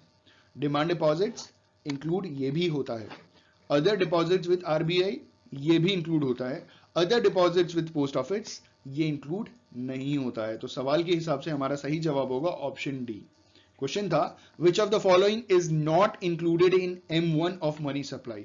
तो क्या इंक्लूड नहीं होगा? Other deposits with post office include नहीं होगा M1 में। ठीक है, option D is the correct answer. हमारा अगला क्वेश्चन, क्वेश्चन नंबर 348 और क्वेश्चन है हमारा 348 और क्वेश्चन है in order to increase money supply in an economy, RBI में एक इकोनॉमी के अंदर मनी सप्लाई बढ़ाने के लिए RBI क्या कर सकता है? ठीक है, वी हैव 4 ऑप्शंस। पहला option buy securities in open market, दूसरा option sell securities in open market, तीसरा option increases CRR that is cash reserve ratio और चौथा इंक्रीज बैंक रेट। तो इस क्वेश्चन का सही आंसर है option A, buy securities in open market. अगर RBI को मनी सप्लाई इकोनॉमी के अंदर बढ़ानी है तो मार्केट में जाकर के सिक्योरिटीज खरीदेंगे। सिक्योरिटीज खरीदेंगे तो पैसे के बदले में खरीदेंगे, तो जितना ज्यादा सिक्योरिटीज खरीदेंगे, जितनी ज्यादा वैल्यू का सिक्योरिटीज खरीदेंगे, उतना ज्यादा पैसे का इनफ्लो, मनी का इनफ्लो हमारी इकोनॉमी के अंदर होगा। ठीक है, दूसरा क्यों नहीं होगा? क्योंकि सेल सिक्योरिटीज से क्या होगा कि पैसा तो वापस आएगा, सिक्योरिटीज जो आएगा। इंक्रीज CRR से RBI का खुद का रिजर्व बढ़ता है, तो इससे मनी सप्लाई बढ़ती नहीं, कम होती है। Increase bank rate, bank rate बढ़ाने से भी मनी सप्लाई कम हो जाती है। तो option A is the correct answer for the given question. हमारा अगला क्वेश्चन, क्वेश्चन नंबर 349 और क्वेश्चन है हमारा which is not near money. इनमें से कौन सा नियर मनी नहीं है? ठीक है, वी हैव 4 ऑप्शंस। पहला option balance in savings account, दूसरा option balance in current account, तीसरा option both A and B और चौथा ऑप्शन टाइम डिपॉजिट। तो इस क्वेश्चन का सही आंसर है ऑप्शन डी, टाइम डिपॉजिट। देखिए, balance in savings deposit is a near money, क्योंकि आप कभी भी कैसे भी उसको तुरंत यूज कर सकते हैं, उसमें टाइम नहीं लगेगा। मतलब अगर बैंक की छुट्टी भी है ना तो भी आप उस पैसे को इस्तेमाल कर सकते हैं। करेंट अकाउंट का भी वही हाल है, आप उसको कभी भी यूज कर सकते हैं। बैंक अगर बंद है, अकाउंट में पैसा ऑनलाइन ट्रांसफर करके कुछ भी कर सकते हैं। लेकिन टाइम डिपॉजिट के लिए आपको एक एप्लीकेशन लिखना पड़ेगा, अपने टाइम डिपॉजिट जो आपका RD है या FD है उसे ब्रेक करवाना पड़ेगा। उसके बाद आपके अकाउंट में जब वो पैसा आएगा तब आप उसे यूज कर पाएंगे। तो टाइम डिपॉजिट्स इनके कंपैरेटिव नियर मनी नहीं है। Option D is the correct answer for the given question. हमारा आखिरी क्वेश्चन, क्वेश्चन नंबर 350 और क्वेश्चन है हमारा monopoly power refers to the firm's ability to. जो मोनोपोली की पावर होती है ना, वो एक फर्म की एबिलिटी को दर्शाता है। कौन सी एबिलिटी होती है? We have 4 options. पहला ऑप्शन है अर्न इकोनॉमिक प्रॉफिट, दूसरा option restrict entry into the industry, तीसरा option set prices above marginal cost और चौथा पोसेसेस इकोनॉमीज ऑफ स्केल। तो इस क्वेश्चन का सही आंसर है monopoly power refers to the firm's ability to restrict entry into the industry. जब monopoly की पावर आपकी फर्म को मिल गई है तो आपके पास इतनी पावर है कि आप बाकी फर्म की एंट्री उस इंडस्ट्री में रोक सकते हो। इंडिया की गवर्नमेंट के पास मोनोपोली है इंडिया की रेलवेज की, तो इंडिया की गवर्नमेंट के पास पूरी अथॉरिटी है कि वो और किसी को उसका मतलब ना देंगे, समझ रहे हैं ना। वो बेच सकते हैं, एक पर्टिकुलर ट्रेन उन्होंने सेल की है, लेकिन वो पर्टिकुलर ट्रेन बेची है, पर्टिकुलर रूट पे चलेगी, पूरा का पूरा रेलवे उठा करके नहीं बेच दिया उन्होंने, ठीक है। धीरे धीरे वो प्राइवेटाइज कर रहे हैं, दैट इज सेकेंडरी, लेकिन उन्होंने सिर्फ एक इकलौती ट्रेन या दो ट्रेन, या कहा जा रहा है कि 100 ट्रेन को बेचेंगे, फिर आगे देखा जाएगा। तो आप ट्रेन बेच रहे हो, पूरा का पूरा रेलवेज नहीं बेच रहे हो, पूरा रेलवे एक बहुत बड़ा ऑर्गेनाइजेशन है, you are not selling that organisation, ठीक। तो यहां पे मोनोपोली का मतलब आप समझ रहे हैं, monopoly is the power to the firm's ability to restrict, उनके पास पूरी अथॉरिटी है, जब चाहे रिस्ट्रिक्ट कर दे किसी की भी एंट्री, कोई बिना परमिशन लिए एंटर कर ही नहीं सकता। और रिस्ट्रिक्शन का मतलब आपके पास अथॉरिटी नहीं रहेगी, आप परमिशन दूर की बात है। Option B is the correct answer for the given question. Question number 351, question है हमारा, in the long run monopolistic competitive firm has, जो long run monopolistic competitive firms होते हैं उनके पास क्या एक एडिशनल स्पेशलिटी होती है। We have 4 options. पहला ऑप्शन है हमारा एक्सेस कैपेसिटी, दूसरा ऑप्शन है हमारा एक्सेस प्रॉफिट, तीसरा ऑप्शन है हमारा जीरो फिक्स कॉस्ट, और चौथा ऑप्शन है हमारा ऑल ऑफ द अबव। तो इस क्वेश्चन का सही आंसर है option A. In the long run monopolistic competitive firm has access capacity, बहुत ज्यादा कैपेसिटी होती है, शॉर्ट रन में ज्यादा खुल के काम नहीं कर सकते, ज्यादा अपने रिसोर्सेज को बढ़ा नहीं सकते, लेकिन लॉन्ग रन में सारी चीजें वेरिएबल होती हैं, कोई भी चीज फिक्स नहीं होती, आप हर एक चीज को लॉन्ग रन में चेंज कर सकते हो। तो इन the long run monopolistic competitive firms have has access capacity. Option A is the correct answer for the given question. हमारा अगला क्वेश्चन, क्वेश्चन नंबर 352, और क्वेश्चन है हमारा, which of the following is a normative statement, इनमें से कौन सा एक नॉर्मेटिव स्टेटमेंट है। We have 4 options. पहला ऑप्शन है हमारा, planned economies allocate resources via government departments. दूसरा option, reducing inequality should be a major priority for mixed economies. तीसरा option, there is greater degree of consumer sovereignty in market economies. और चौथा, most economies have experienced problems of falling output and rising prices. तो इस question का सही answer है option B. सवाल पूछा गया था इन चारों में से कौन सा एक नॉर्मेटिव स्टेटमेंट है, तो ऑप्शन बी में कहा गया है reducing inequality should be a major priority for mixed economies। तो ये major priorities already mixed economy का होता है। ये जो इनइक्वालिटी वाली कंडीशन है, हमारा इंडिया भी एक मिक्स्ड इकोनॉमी की कैटेगरी में आता है, और इंडिया की जो गवर्नमेंट है वो हमेशा कोशिश करती है कि ये जो इनइक्वालिटी है डिस्ट्रीब्यूशन ऑफ इनकम में, उसे कम से कम किया जाए। जो रिच लोग हैं उनसे ज्यादा टैक्स लेते हैं, और जो पुअर पीपल हैं, बिलो पॉवर्टी लाइन है, उनको सब्सिडी प्रोवाइड की जाती है। तो option B is the correct answer, it is the normative statement. Option B, reducing inequality should be a major priority for mixed economies। हमारा अगला क्वेश्चन, क्वेश्चन नंबर 353, और question है हमारा, suppose Mohan and company produces 10 units of output and incurs 30 per unit of variable cost and 5 per unit of fixed cost. In this case total cost is, बहुत simple सवाल पूछा गया है। सवाल पूछा जा रहा है कि मोहन और कंपनी 10 यूनिट आउटपुट प्रोड्यूस करते हैं, और पर यूनिट में 30 रुपीज, मतलब एक यूनिट बनाने में 30 रुपीज वेरिएबल कॉस्ट है, और 5 rupees is their fix cost. तो एक यूनिट बनाने में टोटल 35 रुपीज खर्च होते हैं, तो टोटल कॉस्ट 10 यूनिट का कितना होगा, तो 10 into 35 is 350 rupees. Option D is the correct answer for the given question. ठीक है, सवाल पूछा जा रहा था कि 10 यूनिट्स बनाने का टोटल कितना खर्चा आएगा, एक यूनिट का उन्होंने वेरिएबल कॉस्ट भी दिया है और फिक्स कॉस्ट भी दिया है। तो वेरिएबल कॉस्ट और फिक्स कॉस्ट को टोटल कर लीजिए, तो एक यूनिट का आपको टोटल कॉस्ट पता चल जाएगा, तो इसे 10 यूनिट से मल्टीप्लाई कर लीजिए, आपका आंसर आ जाएगा। Option D is the correct answer for the given question. हमारा अगला क्वेश्चन, क्वेश्चन नंबर 354, और क्वेश्चन है हमारा, a condition needed for a perfectly competitive industry to exist is, एक परफेक्टली कॉम्पिटिटिव इंडस्ट्री को एग्जिस्ट करने के लिए कौन सी कंडीशन चाहिए। We have 4 options. पहला ऑप्शन है, buyers are able to influence the price of the commodity. दूसरा option, any units of commodity are considered by buyers to be different. तीसरा option, Buyer discriminates in their purchases based on non-price factors. और चौथा option, there are no obstacles to the free mobility of resources. तो इस question का सही answer है option D. जो perfectly competitive industry के लिए जो मोस्ट इंपॉर्टेंट कंडीशन चाहिए वो ये चाहिए, there are no obstacles to the free mobility of resources. ठीक है, option D is the correct answer for the given question.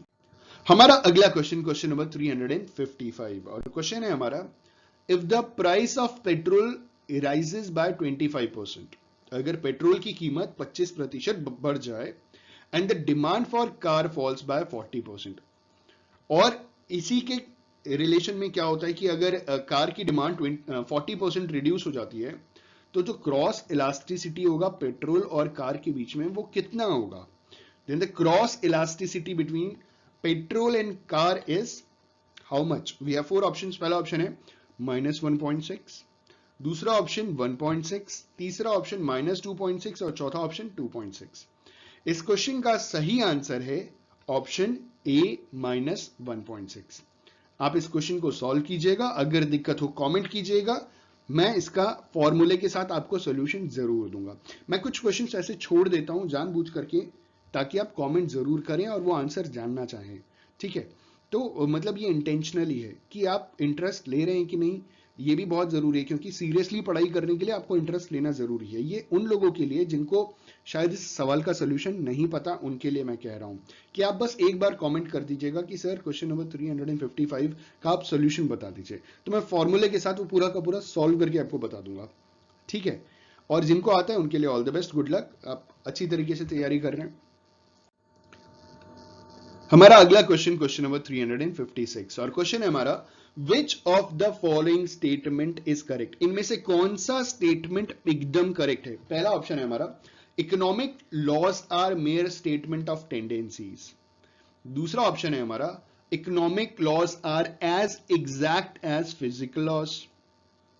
तीसरा ऑप्शन है, इकोनॉमिक लॉस आर परमानेंट, और चौथा ऑप्शन है हमारा, ऑल ऑफ द अबव। तो इस क्वेश्चन का सही आंसर है option A. Which of the following statement is correct? पहला ऑप्शन बिल्कुल सही है कि economic laws are mere statement of tendencies. वो टाइम टू टाइम चेंज भी हो सकता है, डिपेंड अपॉन सिचुएशंस। ठीक है, टेंडेंसीज कुछ अजम्पशंस के बेसिस के ऊपर ज्यादातर इकोनॉमिक लॉज बनाए गए हैं। ठीक है, option A is the correct answer for the given question. हमारा अगला क्वेश्चन, क्वेश्चन नंबर 357, और क्वेश्चन है हमारा, if after selling 10 units, 10 unit बेचने के बाद, अ सेलर रियलाइजेज ₹12,000, एक सेलर 12,000 रियलाइज करता है, एंड आफ्टर सेलिंग 15 यूनिट्स, और 15 यूनिट बेचने के बाद ही realises 20,000, what is the marginal revenue here? तो मार्जिनल रेवेन्यू क्या है? ठीक है, आई जस्ट बिलीव कि आपको क्वेश्चन समझ में आ गया होगा कि अगर कोई सेलर 10 यूनिट कोई भी एक प्रोडक्ट बेचता है, तो उसको जो रेवेन्यू रियलाइज होता है 12,000, मतलब एक यूनिट 1,200 रुपीज के हिसाब से बेच रहा है, और एंड आफ्टर सेलिंग 15 यूनिट्स, मतलब कुल मिलाकर के अगर वो 15 यूनिट बेच लेता है तो उसे टोटल कितने मिल जाते हैं? 20,000। आपको बताना है मार्जिनल रेवेन्यू कितना है यहाँ पे। ठीक है, 10 यूनिट के बाद। We have 4 options. पहला ऑप्शन है 1500, दूसरा ऑप्शन है हमारा 1600, तीसरा ऑप्शन है हमारा 8,000, और चौथा ऑप्शन है हमारा 2,000। तो इस क्वेश्चन का सही आंसर है ऑप्शन बी 1600। अब ये कैसे आया मैं आपको सोल्यूशन भी बता दे रहा हूं। देखिए यहाँ पे जो सवाल पूछा गया है उस बेसिस पे मैंने यहाँ पे इसको सॉल्व भी किया है। ठीक है, मैं कुछ एक क्वेश्चन सॉल्व नहीं करता हूं, लेकिन ज्यादातर क्वेश्चंस मैं सॉल्व कर देता हूं। तो यहाँ पे इन्होंने बोला है कि देखिए यहाँ पे पहला पॉइंट कह रहे हैं कि 10 यूनिट 1,200 रुपए के हिसाब से बेच रहे हैं, तो 12,000 उनको रेवेन्यू जनरेट हो रहा है, और इन्होंने ये बोला है कि 15 यूनिट को जब ये सेल कर रहे हैं तो 20,000 मिल जा रहा है। ठीक है, तो टोटल इन दोनों का डिफरेंस, टोटल यूनिट्स कितने हो गए, मतलब जो यूनिट का डिफरेंस है वो 5 यूनिट हो गया, और टोटल रेवेन्यू का कितना डिफरेंस हो गया? 12,000 में से 20,000 आप डिडक्ट कर दीजिए तो 8,000 हो गया। ठीक है, तो 20,000 माइनस 12,000 कितना हो गया? 8,000। अब 8,000 को हम 5 यूनिट्स, जो 5 उसका जो मार्जिनल यूनिट्स थे ना, उनसे हमने डिवाइड किया तो आ गया पर यूनिट 1600। ठीक है, I just hope and believe कि आपको ये क्वेश्चन समझ में आ गया होगा। अगर क्वेश्चन समझ में आया हो तो लाइक और कमेंट जरूर कीजिएगा, और नहीं भी समझ में आया होगा तो कमेंट जरूर कीजिएगा। ठीक है, इस क्वेश्चन का सही आंसर है ऑप्शन बी 1600 पर यूनिट। ठीक है, अगला क्वेश्चन है हमारा, हमारा अगला क्वेश्चन, क्वेश्चन नंबर 358, और क्वेश्चन है हमारा, under which market structure the control of firm over price is निल। किस मार्केट स्ट्रक्चर में एक फर्म का कंट्रोल प्राइस के ऊपर टोटली निल होता है? We have 4 options. पहला ऑप्शन है हमारा परफेक्ट कंपटीशन, दूसरा ऑप्शन है हमारा मोनोपोलिस्टिक, तीसरा ऑप्शन है हमारा ओलिगोपोली, और चौथा ऑप्शन है हमारा मोनोपोली कंपटीशन। देखिए, मोनोपोली कंपटीशन तो इसमें आएगा ही नहीं, क्योंकि मोनोपोली अकेला एक सेलर होता है, सिंगल सेलर होता है, ढेर सारे फर्म्स तो होते ही नहीं है उसमें। ठीक है, तो ऑप्शन डी सीधा गलत, इसमें बिल्कुल कंफ्यूजन नहीं है। प्लीज इसमें कंफ्यूज मत होइएगा कि सर मोनोपोली कंपटीशन में जो फर्म है उसके पास कोई कंट्रोल नहीं होता। मोनोपोली में तो एक सिंगल सेलर होता है, ढेर सारे फर्म्स तो होते ही नहीं है उसमें। Large number of buyers and sellers जहां आएंगे वहां पे कंट्रोल की बात की जाएगी फर्म द्वारा। जहां मोनोपोली है वहां पे तो सिंगल सेलर है ना, वहां पे तो ढेर सारे फर्म्स है ही नहीं, ढेर सारे सेलर्स है ही नहीं, तो वो लोग क्या कंट्रोल करेंगे। यहां सवाल पूछा गया है कि किस मार्केट स्ट्रक्चर में the control of firm over price is निल। ठीक है, इस क्वेश्चन का सही आंसर है ऑप्शन ए, परफेक्ट कंपटीशन। परफेक्ट कंपटीशन वो कंपटीशन होता है, मार्केट स्ट्रक्चर होता है, जहां पे जो फर्म का कंट्रोल है ना प्राइस के ऊपर, वो टोटली निल है। They cannot influence the price of goods and services. Option A is the correct answer for the given question. ठीक है, हमारा अगला क्वेश्चन, क्वेश्चन नंबर 359, और क्वेश्चन है हमारा, if as a result of 80% increases in all inputs. 80% हम सारे inputs को इंक्रीज कर दे रहे हैं। इनपुट्स मतलब लैंड, लेबर, कैपिटल, एंटरप्रेन्योरशिप, ये फैक्टर्स और प्रोडक्शन की बात की जा रही है। अगर हम 80% फैक्टर्स जो भी इनपुट्स है ना हमारे, उसे हम इंक्रीज कर देते हैं, द आउटपुट इंक्रीजेस बाय 25%। जो आउटपुट है ना वो 25% ही इंक्रीज कर पाता है। This is a case of, तो ये कौन सा केस है? We have 4 options. पहला ऑप्शन है इंक्रीजिंग रिटर्न्स टू स्केल, दूसरा ऑप्शन है डिक्रीजिंग रिटर्न्स टू स्केल, तीसरा option decreasing returns to factor, और चौथा डिमिनिशिंग रिटर्न्स टू फैक्टर। तो इस क्वेश्चन का सही आंसर है option C, decreasing returns to a factor. ठीक है, इंक्रीजिंग रिटर्न्स टू स्केल नहीं हो सकता, decreasing returns to scale comparison की बात की जाती है। ठीक है, तो वो हम कंपेयर करके बता सकते हैं कि पिछली बार 10% में कितना था या 80% में कितना था, इस बार 80% बढ़ा है तो कितना बढ़ा, वो कंपेयर करके ही हम बता सकते हैं। इस हिसाब से option C is the correct answer for the given question, decreasing returns to a factor. हमने जितना भी फैक्टर इनपुट्स लगा 80%, तो हमें कंपेरेटिवली 80% बढ़ना तो चाहिए, जितना हम लगा रहे हैं उसी रेशियो में तो बढ़ना चाहिए, प्रोपोर्शनेटली बढ़ना चाहिए। यहां पे बढ़ रहा है लेकिन सिर्फ 25%, तो दिस इज कॉल्ड डिक्रीजिंग, मतलब हमने ज्यादा फैक्टर्स लगा दिए, उस हिसाब से रिटर्न नहीं मिला। ठीक है, decreasing returns to a factor. Option C is the correct answer for the given question. हमारा अगला क्वेश्चन, क्वेश्चन नंबर 360, और क्वेश्चन है हमारा, when marginal product is negative then total product is. जब मार्जिनल प्रोडक्ट नेगेटिव हो जाता है तो टोटल प्रोडक्ट क्या होता है? ठीक है भैया, 4 ऑप्शंस। पहला ऑप्शन है मैक्सिमम, दूसरा ऑप्शन डिक्रीजिंग, तीसरा ऑप्शन कांस्टेंट, एंड चौथा option none of the above. तो इस क्वेश्चन का सही आंसर है option B, decreasing. When marginal product is negative then total product is decreasing. जब मार्जिनल प्रोडक्ट नेगेटिव में चला जाता है ना, एमसी, जब sorry MP, marginal product, MC मतलब मार्जिनल कॉस्ट, जब मार्जिनल प्रोडक्ट नेगेटिव में चला गया, एक्स एक्सिस के नीचे चला गया, तो टोटल जो प्रोडक्ट होगा वो फिर फॉल करने लगेगा, डिक्रीज होना शुरू हो जाएगा। Option B is the correct answer for the given question.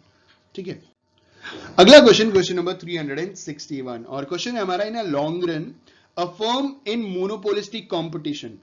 Long run में जो मोनोपोलिस्टिक कंपटीशन में जो फर्म होता है ना लॉन्ग रन में, उसका क्या होता है? ठीक है, वी हैव 4 ऑप्शंस। पहला option always earns super profits, दूसरा ऑप्शन इनकर लॉसेस, तीसरा option earns normal profits only, और चौथा ऑप्शन में earn normal profits, super normal profits और इनकर लॉसेस। तो इस क्वेश्चन का सही आंसर है ऑप्शन सी। लॉन्ग रन में मोनोपोलिस्टिक कंपटीशन के जो फर्म्स होते हैं ना, वो नॉर्मल प्रॉफिट ही अर्न कर पाते हैं लॉन्ग रन में। ठीक है, option C is the correct answer for the given question. अगला क्वेश्चन, क्वेश्चन नंबर 362, इसको भी सॉल्व करके दिखाया गया है। क्वेश्चन है हमारा, assume that when price is ₹40, quantity demanded is 9 units. हम ये अज्यूम कर लेते हैं कि अगर 40 रुपए अगर किसी भी एक प्रोडक्ट की प्राइस थी पर यूनिट की, तो 9 यूनिट्स डिमांड किया जा रहा था। And when the price is ₹38, तो जब प्राइस 2 रुपए कम कर दिया गया तो जो क्वांटिटी डिमांडेड था वो 10 रुपए हो गया, मतलब सॉरी 10 यूनिट हो गया, 2 यूनिट बढ़ गया. Based on this information, what is the marginal revenue resulting from an increase in output from 9 units to 10 units? इस इंफॉर्मेशन के बेसिस के ऊपर आपको यह बताना है कि जो मार्जिनल रेवेन्यू रिजल्ट हो रहा है from an increase in output, वो आपको बताना है कि वो मार्जिनल रेवेन्यू कितना बढ़ रहा है. ठीक है, रिजल्ट आ रहा है, इंक्रीज हो रहा है. We have 4 options. पहला ऑप्शन है ₹20, दूसरा ऑप्शन ₹40, तीसरा ऑप्शन ₹38 और चौथा ऑप्शन ₹1. इस क्वेश्चन का सही आंसर है ऑप्शन ए ₹20. अब ये कैसे हुआ जरा समझते हैं. यहां पे कहा जा रहा है जब 40 रुपए का कोई एक प्रोडक्ट था, आप नीचे देखिएगा स्क्रीन पे आपको दिख रहा होगा, 40 रुपए का जब था तो आप कितना खरीद रहे थे, 9 यूनिट्स. तो टोटल आपने कितने खर्च किए, ₹360. जब 40 रुपए से ₹38 पर यूनिट प्राइस हो गया तो आप कितना खरीद रहे हैं, 10. तो टोटल कितना हो गया, 380. दोनों का डिफरेंस, एक यूनिट का कितना डिफरेंस आया, 20 आया. तो यही 20 तो हमारा आंसर है. ठीक है, option A is the correct answer for the given question. अगला क्वेश्चन, क्वेश्चन नंबर 363, और क्वेश्चन है हमारा marginal revenue is equal to, आपको ये बताना है मार्जिनल रेवेन्यू किसके बराबर है. We have 4 options. पहला ऑप्शन है हमारा change in quantity divided by change in price. ठीक है, marginal revenue is equal to, ये फॉर्मूला पूछ रहे हैं हिसाब से कि चेंज इन क्वांटिटी को डिवाइड कर दीजिए चेंज इन प्राइस से तो मार्जिनल रेवेन्यू आएगा क्या. दूसरा option change in price divided by change in output. तीसरा कह रहे हैं the change in P into Q, price into quantity due to 1 unit change in output. ठीक है, और चौथा कह रहे हैं none of the above. तो इस क्वेश्चन का सही आंसर ऑप्शन सी. ठीक है, कैसे सवाल पूछा गया था कि marginal revenue is equal to, marginal revenue किसके बराबर है, तो आप क्या बताएंगे, the change in price into quantity. जितना प्राइस में चेंज आ रहा है और जितना क्वांटिटी में चेंज आ रहा है दोनों को आप मल्टीप्लाई कर दो. ठीक है, due to a 1 unit change in output, आपको पता चल जाएगा मार्जिनल रेवेन्यू क्या है. एक यूनिट क्वांटिटी चेंज होने से एक यूनिट प्राइस पे कितना चेंज आ रहा है, दोनों को मल्टीप्लाई कर दीजिए, आपका मार्जिनल रेवेन्यू पता चल जाएगा. आपको option C is the exact and correct answer for the given question. ठीक है, अगला क्वेश्चन, क्वेश्चन नंबर 364. क्वेश्चन है which is not the essential condition of pure competition. इनमें से कौन सा एक प्योर कॉम्पिटिशन का एसेंशियल कंडीशन नहीं है. ठीक है, प्योर कंपटीशन की बात की जा रही है, परफेक्ट कंपटीशन नहीं बोल रहे लोग.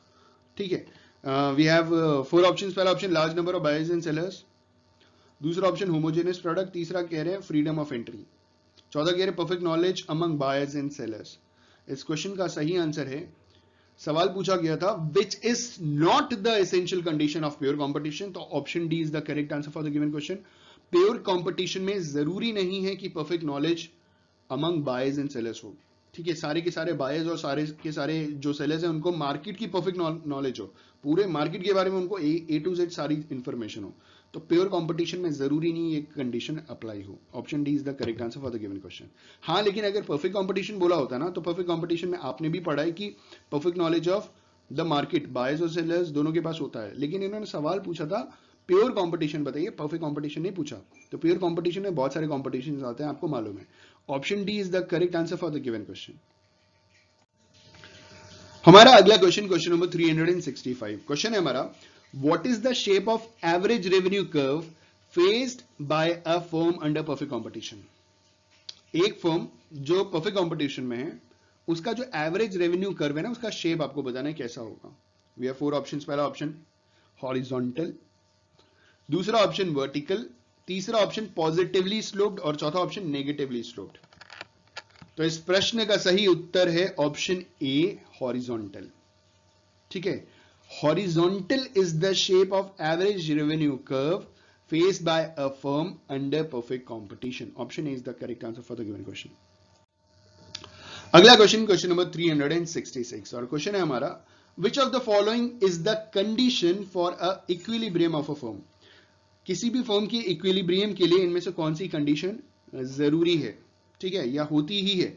We have 4 options. पहला option average cost is equal to average revenue, दूसरा option marginal revenue is equal to average revenue, तीसरा ऑप्शन है हमारा marginal cost is equal to marginal revenue और चौथा ऑप्शन है हमारा average cost is equal to marginal revenue. तो इस क्वेश्चन का सही आंसर है option C, marginal cost is equal to marginal revenue. हमारा अगला क्वेश्चन, क्वेश्चन नंबर 367, क्वेश्चन है हमारा, dash measures estimates the number of persons who may be said to be chronically unemployed. इनमें से कौन सा स्टेटस ये मेजर करता है जो एस्टिमेट नंबर ऑफ पर्संस हैं जो क्रॉनिकली अनएम्प्लॉयड हैं। ठीक है, वी हैव 4 ऑप्शंस। पहला ऑप्शन यूजुअल स्टेटस, दूसरा ऑप्शन करंट वीकली स्टेटस, तीसरा ऑप्शन करंट डेली स्टेटस और चौथा ऑप्शन करंट ईयरली स्टेटस। तो इस क्वेश्चन का सही आंसर है option A, usual status measures estimates the number of persons who may be said to be chronically unemployed. Option A is the correct answer. अगला question, question number 368 और question है हमारा, when due to introduction of new equipment some workers tend to be replaced by equipment, their unemployment is termed as। कुछ नए equipments के introduction के बाद जब मार्केट में कोई नया फैक्ट्रीज के अंदर कुछ नए इक्विपमेंट्स लग जाते हैं, कुछ नए मशीनरीज लग जाते हैं, उससे कुछ वर्कर्स रिप्लेस हो जाते हैं उस इक्विपमेंट द्वारा, उस मशीनरी द्वारा। इनका जो अनएम्प्लॉयमेंट है ना, उसे हम क्या बोलेंगे? They have 4 options. पहला ऑप्शन है स्ट्रक्चरल अनएम्प्लॉयमेंट, दूसरा ऑप्शन है सीजनल अनएम्प्लॉयमेंट, तीसरा ऑप्शन है फ्रिक्शनल अनएम्प्लॉयमेंट और चौथा ऑप्शन है टेक्नोलॉजिकल अनएम्प्लॉयमेंट। तो इस क्वेश्चन का सही आंसर है भैया टेक्नोलॉजी रिप्लेस कर रही है ना, तो दिस इज कॉल्ड टेक्नोलॉजी के आने के बाद जो अनएम्प्लॉयमेंट होता है उसका क्या बोलते हैं? उसका टेक्नोलॉजिकल अनएम्प्लॉयमेंट बोलते हैं। क्या समझो? Option D is the correct answer. अगला क्वेश्चन है क्वेश्चन नंबर 369, क्वेश्चन है हमारा, every dash person in the world is an Indian. पूरी दुनिया में जितने भी लोग हैं उनमें से हर एक कौन से नंबर का इंसान, मतलब समझ रहे ना क्वेश्चन। We have 4 options. पहला ऑप्शन है हमारा सेकंड, दूसरा ऑप्शन है हमारा 6th, तीसरा ऑप्शन है हमारा 5th और चौथा ऑप्शन है हमारा 9th। तो इस क्वेश्चन का सही आंसर है ऑप्शन बी 6th। इंडिया की जो पॉपुलेशन है वो वर्ल्ड पॉपुलेशन की 17.8% है, अप्रोक्सीमेटली आप 18% बोल सकते हैं। ठीक है, तो वर्ल्ड पॉपुलेशन का, इंडिया का जो पॉपुलेशन है वो 18% है, तो it is 1/6 of world population. तो every 6th person in the world is an Indian. ठीक है, option B is the correct answer for the given question.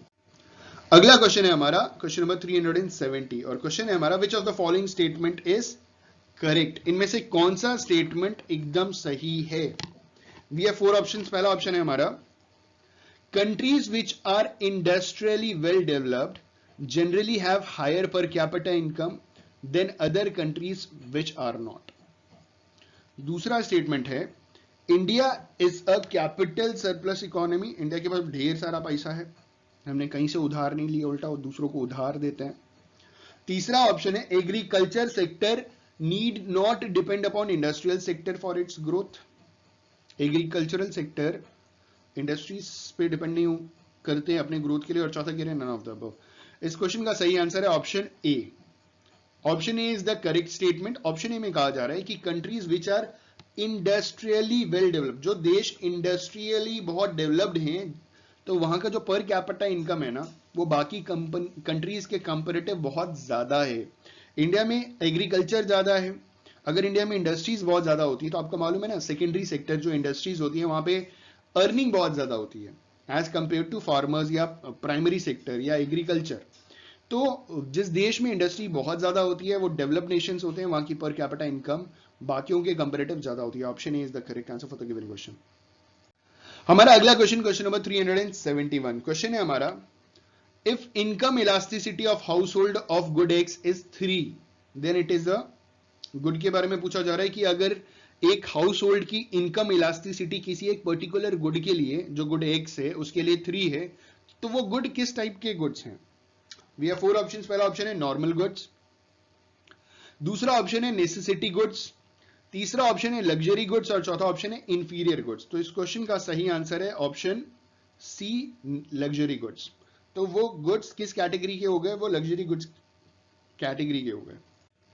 अगला क्वेश्चन, क्वेश्चन नंबर 372 और क्वेश्चन है हमारा, which of the following is not included in foreign exchange reserve. इनमें से कौन सा फॉरेन एक्सचेंज रिजर्व्स में इंक्लूड नहीं किया जाता?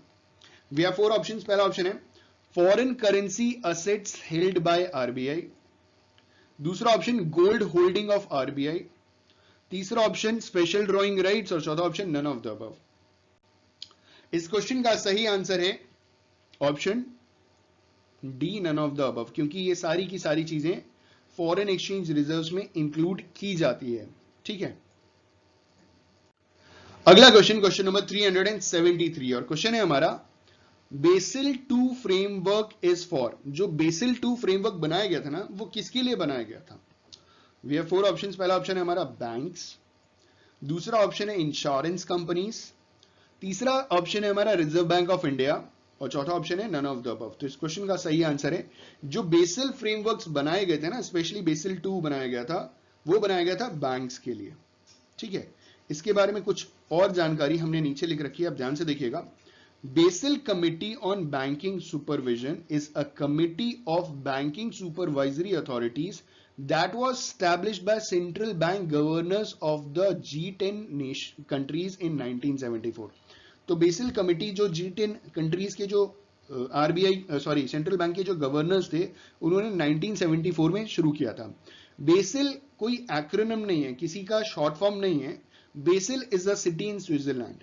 तो Basel is a place which is there in Switzerland. वहां पे एक कमेटी बनाई गई थी और उन्हीं तो उस जगह का नाम पड़ गया, जैसे ब्रेटन वुड्स। तो ब्रेटन वुड्स भी एक जगह का नाम है जिसे हम ब्रेटन वुड्स अग्रीमेंट कहते हैं, जिसके बेसिस पे इंटरनेशनल मॉनेटरी फंड और आईबीआरडी की स्थापना की गई थी। ठीक है, तो इस क्वेश्चन का सही आंसर है ऑप्शन ए, बैंक्स। हमारा अगला क्वेश्चन, क्वेश्चन नंबर 374, क्वेश्चन है हमारा the total area under the demand curve of good measures. जो टोटल एरिया डिमांड कर्व के अंडर मेजर किया जाता है, ठीक है, उसे क्या कहते हैं? मतलब वो टोटल एरिया बोलिए तो क्या होता है? मतलब वी हैव 4 ऑप्शंस। पहला ऑप्शन है मार्जिनल यूटिलिटी, दूसरा ऑप्शन टोटल यूटिलिटी, तीसरा ऑप्शन कंज्यूमर सरप्लस और चौथा ऑप्शन प्रोड्यूसर सरप्लस। तो इस क्वेश्चन का सही आंसर है option B, total utility. The total area under the demand curve of good measures, total utility. Option B is the correct answer for the given question. जब सारे के सारे marginal utility को जब आप टोटल कर देंगे तो टोटल यूटिलिटी आएगा ना, total area under the demand curve. Demand curve के अंदर टोटल एरिया को जब आप कवर करेंगे तो क्या आएगा? Total utility. Option B is the correct answer.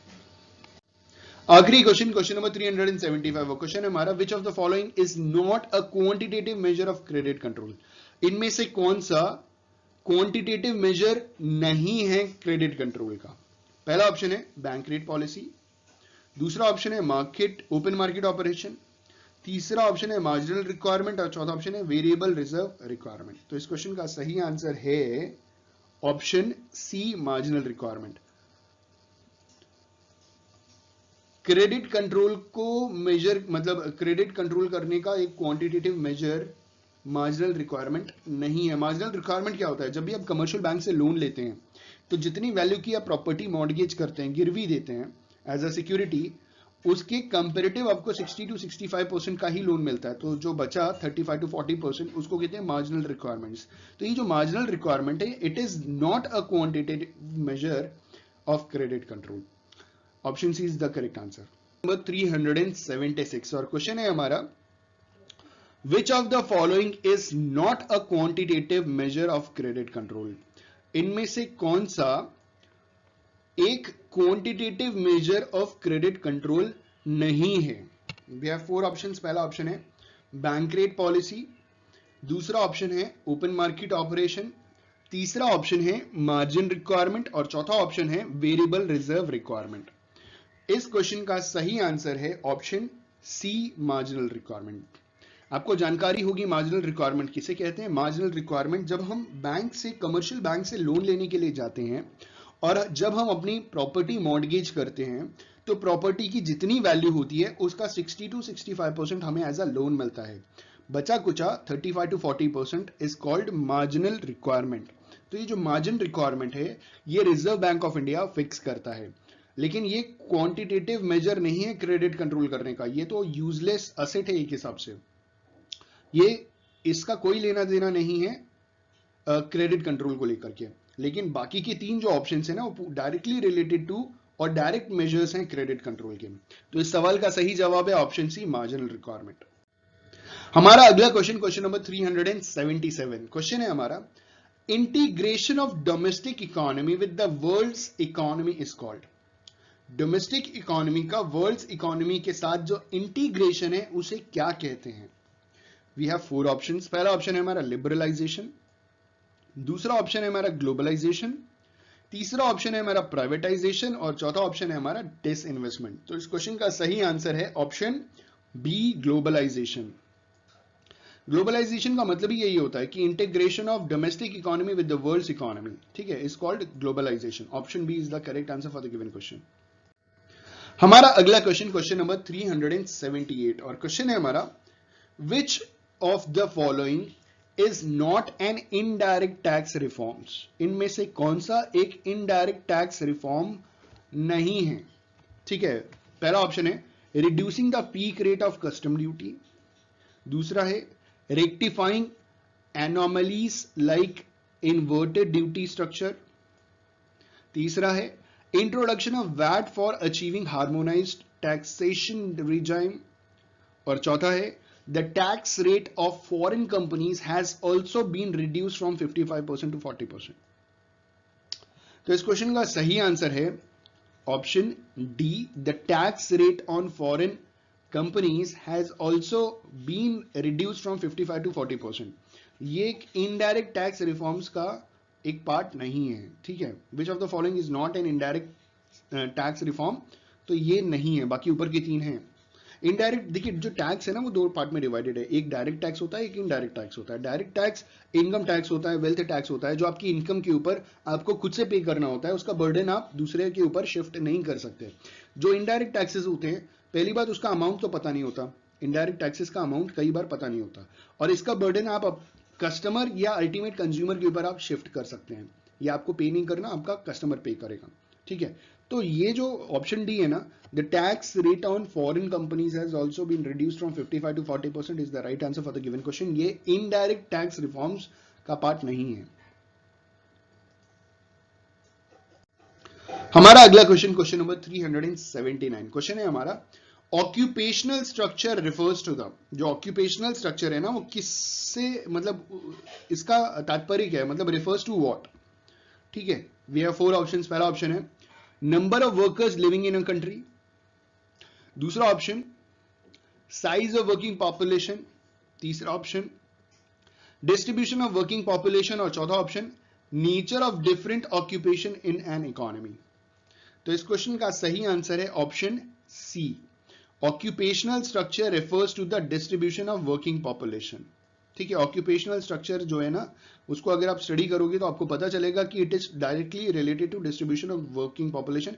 जो वर्किंग पॉपुलेशन है, किस एज, किस ग्रुप, किस जेंडर के लोग कहां कहां क्या क्या काम कर रहे हैं, उससे related. Option C is the correct answer. हमारा अगला क्वेश्चन, क्वेश्चन नंबर 380 और क्वेश्चन है हमारा, which of the following is not a characteristic of a price taker. इनमें से कौन सा प्राइस टेकर का कैरेक्टरिस्टिक्स नहीं है, ठीक है। We have 4 options. पहला ऑप्शन है नेगेटिवली स्लोप्ड डिमांड कर्व, दूसरा option total revenue is equal to P into Q, that is price multiplied by quantity, तीसरा ऑप्शन है हमारा average revenue is equal to price, और चौथा ऑप्शन है हमारा marginal revenue is equal to average revenue. तो इस क्वेश्चन का सही आंसर है ऑप्शन, सवाल पूछा गया था which of the following is not a characteristics of a price taker, तो negatively sloped demand curve is the correct answer for the given question. ये कैरेक्टरिस्टिक्स नहीं है एक प्राइस टेकर की। अगला क्वेश्चन, क्वेश्चन नंबर 381 और क्वेश्चन है हमारा, all are feature of monopoly except. हमारे पास 4 ऑप्शन है और कहा जा रहा है कि 3 मोनोपोली के फीचर हैं, लेकिन इनमें से एक मोनोपोली का फीचर नहीं है। वो कौन सा है आप बताइए। पहला ऑप्शन है हमारा there is a single seller, there is a single seller, ठीक है, there is a single seller. दूसरा है the firm is a price taker, तीसरा है the firm produces a unique product, और चौथा है the existence of some advertising. इन्होंने बोला है कि इनमें से कौन सा एक मोनोपोली का फीचर नहीं है, तो option B is the correct answer for the given question. ये प्राइस टेकर नहीं होते, ये प्राइस मेकर होते हैं, ठीक है, जो मोनोपोली होता है वो प्राइस टेकर कहाँ होता है? एक तो सिंगल फर्म होता है, ढेर सारे सेलर्स भी नहीं होते हैं। जो इकलौता होता है वो they are the manufacturers only और the producers of goods and services. ठीक है, तो they are price makers not the price takers. Option B is the correct answer for the given question. अगला क्वेश्चन, क्वेश्चन नंबर 382 और question है हमारा, a monopolist is able to maximize his profit when. एक monopolist अपनी profit कब maximize कर सकता है? इनमें से किस कंडीशन में अपनी प्रॉफिट को एक मोनोपोलिस्ट मैक्सिमाइज करता है? पहला ऑप्शन है हिज आउटपुट इज मैक्सिमम, दूसरा option he charges a higher price, तीसरा option his average cost is minimum, और चौथा है his marginal cost is equal to marginal revenue. इस क्वेश्चन का सही आंसर है option D. A monopolist is able to maximize his profits when his marginal cost is equal to marginal revenue। जब उसका marginal cost marginal revenue के बराबर होता है तो जो monopolist होता है ना वो अपने profit को maximize कर सकता है। ठीक है, option D is the correct answer for the given question। हमारा अगला क्वेश्चन, क्वेश्चन नंबर 383, क्वेश्चन है हमारा, dash is the difference between total receipts and total expenditure. Total receipts और टोटल एक्सपेंडिचर का डिफरेंस क्या होता है? We have 4 options. पहला ऑप्शन है फिस्कल डेफिसिट, दूसरा ऑप्शन रेवेन्यू डेफिसिट, तीसरा ऑप्शन कैपिटल डेफिसिट और चौथा ऑप्शन बजट डेफिसिट।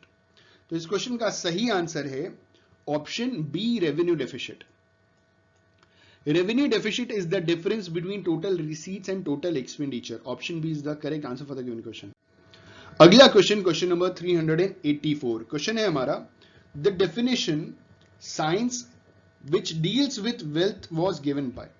एक डेफिनेशन है science which deals with wealth, ये डेफिनेशन परिभाषा किसने दी थी? ठीक है, वी हैव 4 ऑप्शंस। पहला ऑप्शन है एल्फ्रेड मार्शल, दूसरा ऑप्शन एसी पीगू, तीसरा ऑप्शन एडम स्मिथ और चौथा ऑप्शन जेबी से। तो किसने बोला था ये बात? ऑप्शन डी, जेबी से। जेबी से ने ये डेफिनेशन दी थी और उन्होंने ये बोला था कि science which deals with wealth. ठीक है, economics is a science which deals with wealth. Option D is the correct answer for the given question. अगला क्वेश्चन, क्वेश्चन नंबर 385, क्वेश्चन है हमारा, questions like what should be the level of national income, what should be the wage rate falls within the scope of. Questions, 2 questions पूछे गए। इन्होंने बोला questions जैसे what should be the level of national income, national income का क्या level होना चाहिए, साथ ही साथ what should be the wage rate falls within the scope of, wage rate कितना होना चाहिए, ये किसके अंडर आता है? ठीक है, वी हैव 4 ऑप्शंस। पहला option it's a positive science, दूसरा ऑप्शन है इट्स अ नॉर्मेटिव साइंस, तीसरा ऑप्शन है बोथ ए एंड बी और चौथा ऑप्शन है नन ऑफ द अबव। इस क्वेश्चन का सही आंसर है ऑप्शन बी, नॉर्मेटिव साइंस।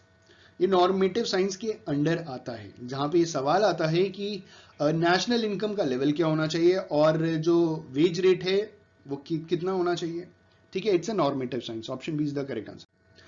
अगला क्वेश्चन, क्वेश्चन नंबर 386, क्वेश्चन है हमारा, the shape of PPC is concave due to. जो प्रोडक्शन पॉसिबिलिटी कर्व है ना, माइक्रो इकोनॉमिक्स के पहले चैप्टर में आपने पीपीसी कर्व पढ़ा है, जिसे प्रोडक्शन पॉसिबिलिटी कर्व भी कहते हैं, प्रोडक्शन पॉसिबिलिटी फ्रंटियर भी कहते हैं। आपने पढ़ा है कि वो हमेशा कॉनकेव होता है। वो कॉनकेव क्यों होता है, उसका शेप कॉनकेव क्यों होता है? ठीक है, उसका कॉनकेव शेप कुछ इस तरीके से होता है, ये वाई एक्सिस है, ये एक्स एक्सिस है और वो कुछ इस हिसाब से होता है। ये कॉनकेव होता है ओरिजिन के। तो ये ओरिजिन के कॉनकेव क्यों होता है, रीजन क्या है इसके पीछे? ठीक है, वी हैव 4 ऑप्शंस। पहला option falling opportunity cost between 2 goods, दूसरा rising opportunity cost between 2 goods, तीसरा constant opportunity cost between 2 goods और चौथा नन ऑफ द अबव। इस क्वेश्चन का सही आंसर है option B, rising opportunity cost between 2 goods. Option B is the correct answer for the given question.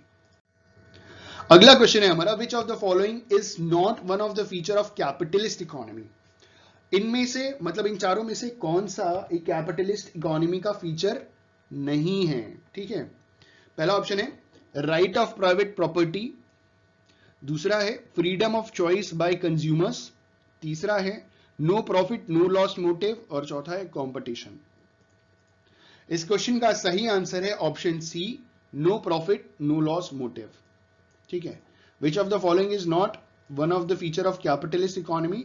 क्योंकि capitalist economy आपको मालूम है ना कि वो प्रॉफिट, उनका जो मेजर मकसद है वो प्रॉफिट अर्न करना है। तो no profit no loss socialistic economy होता है कि सबसे वो सोसाइटी के वेलफेयर की बात करते हैं, तो प्रॉफिट के बारे में वो नहीं सोचते। लेकिन कैपिटलिस्ट इकोनॉमी का मेन जो मोटिव होता है वो प्रॉफिट अर्न करना होता है। सवाल हमसे पूछा गया था कि कौन सा मेन फीचर या मोटिव नहीं है कैपिटलिस्ट इकोनॉमी का, तो option C is the correct answer. अगला क्वेश्चन, क्वेश्चन नंबर 388 और क्वेश्चन है हमारा, calculate the income elasticity of household when the income of household rises by 10% and the demand for TV rises by 20%। आपको calculate करना है income elasticity एक household का, जब इनकम जो है हाउसहोल्ड की वो 10% राइज करती है और साथ ही साथ टीवी की डिमांड 20% बढ़ जाती है। ठीक है, तो इस क्वेश्चन को जब आप सॉल्व करेंगे तो आपको सही आंसर मिल जाएगा, हमको भी सही आंसर मिला। दिक्कत होगी कमेंट कीजिएगा, मैं आपको पूरा सोल्यूशन दूंगा। We have 4 options. पहला ऑप्शन है +0.5, दूसरा ऑप्शन है -0.5, तीसरा ऑप्शन है +2 और चौथा ऑप्शन है -2। तो इस क्वेश्चन का सही आंसर है ऑप्शन सी +2। आपको मालूम है ना फॉर्मूला कौन सा पुट करना है इनकम इलास्टिसिटी ऑफ डिमांड में, ठीक है। तो option C +2 is the right answer for the given question. अगला क्वेश्चन, क्वेश्चन नंबर 389, क्वेश्चन है हमारा, in case of necessaries the marginal utility of the earlier units are large, in such cases the consumer surplus will be. Necessaries मतलब जो necessities होती है ना, उनकी जो मार्जिनल यूटिलिटी है of the earlier units are large, ठीक है। In such cases the consumer surplus will be, in इस कंडीशन में कंज्यूमर सरप्लस क्या होगा। We have 4 options. पहला ऑप्शन है इनफाइनाइट, दूसरा ऑप्शन है 0, तीसरा ऑप्शन है मार्जिनली पॉजिटिव और चौथा है मार्जिनली नेगेटिव। इस क्वेश्चन का सही आंसर है ऑप्शन ए इनफाइनाइट, ठीक है। In case of necessaries the marginal utilities of the earlier units are large, in such cases the consumer surplus will be infinite. Option A is the correct answer for the given question. अगला question, question number 390, question है हमारा, which is not the assumption of indifference curve analysis. हमारे पास 4 options दिए हैं और सवाल पूछा गया है कि इनमें से कौन सा इंडिफरेंस कर्व एनालिसिस का अजम्पशन नहीं है। पहला ऑप्शन है हमारा, the consumer is rational and possesses full information about all the aspect of economic environment. दूसरा option, the consumer is not capable of ranking all combinations. तीसरा option, if consumer prefers combination A to combination B and B to C, then he must prefer combination A to C। और चौथा कह रहे हैं, if combination A has more commodities than the combination B, then A must be preferred to B। इस question का सही answer है, indifference curve analysis में कौन सा अजम्पशन सही नहीं है, that is assumption second, option B. The consumer is not capable of ranking all combinations. जब वो केपेबल नहीं है तो वो कुछ कर ही नहीं सकता, हम ये अज्यूम कर लेते हैं कि वो केपेबल है। उसे मालूम है कि कॉम्बिनेशन ए गुड्स उसके लिए ज्यादा यूजफुल है या कॉम्बिनेशन बी गुड्स या कॉम्बिनेशन ऑफ सी, जो दो गुड्स के कॉम्बिनेशंस हैं, ठीक है। तो इस क्वेश्चन का सही आंसर है ऑप्शन बी, जहां पे कंज्यूमर इज नॉट एबल या capable of ranking all combinations, ठीक है। तो ये अजम्पशन का पार्ट नहीं है, option B is the correct answer for the given question. अगला क्वेश्चन, क्वेश्चन नंबर 391, क्वेश्चन है हमारा, the horizontal demand curve parallel to X axis implies that the elasticity of demand is. जो horizontal demand curve है ना X axis के parallel, वो imply क्या करता है, डिमांड कर्व क्या है, ठीक है। Demand curve is 0, option A. Demand curve is infinite, demand curve is equal to 1 या demand curve is greater than 0 but less than 1। इस क्वेश्चन का सही आंसर है option B infinite. The horizontal demand curve parallel to X axis implies that the elasticity of demand is infinite. Option B is the correct answer. अगला question, question number 392 और question है हमारा, which of the following is not the characteristics of labour. इनमें से कौन सा labour का characteristics नहीं है। पहला option, labour is highly perishable in the sense that a days labour can not be completely recovered. सही बात है, अगर आज की डेट में लेबर ने काम नहीं किया तो आज का दिन बर्बाद हो गया और आज के दिन का रिकवरी कल नहीं हो सकता, कल वो अपना अलग काम करेगा जो भी उसका काम है। तो labour is highly perishable in the sense, उसकी जो सर्विस है वो हाईली पेरिशेबल है, ये बिल्कुल सही कैरेक्टरिस्टिक्स है, ऐसा होता है। दूसरा ऑप्शन है labour is inseparable from the labour in himself, बिल्कुल सही है। तीसरा कह रहे हैं कि labour has a strong bargaining power, ऐसा नहीं होता। और चौथा कह रहे हैं the supply of labour and wage rate are directly related to initial stages. इस क्वेश्चन का सही आंसर है option C, labour has a strong bargaining power. Labour नहीं करता, लेबर का कोई स्ट्रॉन्ग बार्गेनिंग पावर नहीं होता, ठीक है, लेबर का कैरेक्टरिस्टिक्स नहीं है। लेबर बेचारा गरीब आदमी होता है, मजदूर होता है, उसकी बार्गेनिंग पावर इतनी स्ट्रॉन्ग नहीं होती है। Option C is the correct answer. अगला क्वेश्चन, क्वेश्चन नंबर 393, क्वेश्चन है हमारा indicate which of the following is the variable cost. इन चारों में से आपको इंडिकेट करके बताना है कि इनमें से कौन सा वेरिएबल कॉस्ट है। पहला option payment of rent on building, rent का पेमेंट फिक्स कॉस्ट होता है, ये वेरिएबल कॉस्ट नहीं है। दूसरा है cost of machinery, cost of machinery भी फिक्स कॉस्ट है, वेरिएबल कॉस्ट नहीं है। वेरिएबल मतलब होता है जो चेंज हो सके, ठीक है, जो चेंज होता रहता हो। तीसरा कह रहे हैं interest payment on loan taken from bank, तो हर महीने आप फिक्स्ड लोन का इंटरेस्ट चुका रहे हैं ना, तो ये भी आपका फिक्स्ड है, वेरिएबल नहीं है। और चौथा कह रहे हैं कॉस्ट ऑफ रॉ मटेरियल्स, ये वेरिएबल है क्योंकि आप अपने रॉ मटेरियल के रेट एक तो बढ़ते घटते रहते हैं, इन्फ्लेशनरी प्राइस हो जाता है, कभी कभार डिफ्लेशनरी प्राइस हो जाता है, जो भी प्राइसेस हो जाते हैं, साथ ही साथ क्वांटिटी भी बढ़ती घटती रहती है। जरूरी थोड़ी है कि आप हर महीने सेम प्राइस के सेम रॉ मटेरियल्स खरीद सको, 1 2 3 4 5 महीने हो सकते हैं, उसके बाद तो वो चेंज होगा ही होगा। लेकिन जो बैंक का लोन आपने लिया उसकी ईएमआई बहुत समय तक सेम रहेगी। मशीनरी की कॉस्ट फिक्स्ड है, वेरिएबल नहीं है। Payment of rent on building ये भी फिक्स्ड है, वेरिएबल नहीं है, चेंज नहीं होता। Option D is the correct answer. अगला क्वेश्चन, क्वेश्चन नंबर 394, क्वेश्चन है हमारा marginal cost is closely associated with. Marginal cost इनमें से किसके क्लोजली रिलेटेड है या एसोसिएटेड है। पहला ऑप्शन है वेरिएबल कॉस्ट, दूसरा ऑप्शन है टोटल फिक्स कॉस्ट, तीसरा ऑप्शन है एवरेज कॉस्ट और चौथा ऑप्शन है टोटल कॉस्ट। इस क्वेश्चन का सही आंसर है marginal cost is closely associated with variable cost. Option A is the correct answer for the given question.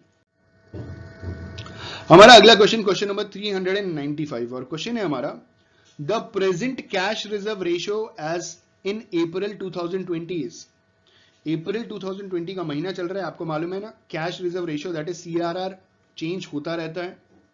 अभी तक 4% चल रहा था, लेकिन अप्रैल 2020 में जब कोरोना वायरस के चक्कर में लॉकडाउन हुआ, उस वजह से आरबीआई ने इसको चेंज किया है, तो कितना परसेंट हो गया है, ठीक है। और कितने समय तक ये रहेगा इसका तो कोई आइडिया नहीं है, वो तो हमारी इकोनॉमी के ऊपर डिपेंड करता है, लेकिन फिलहाल ये 3% है, ठीक है।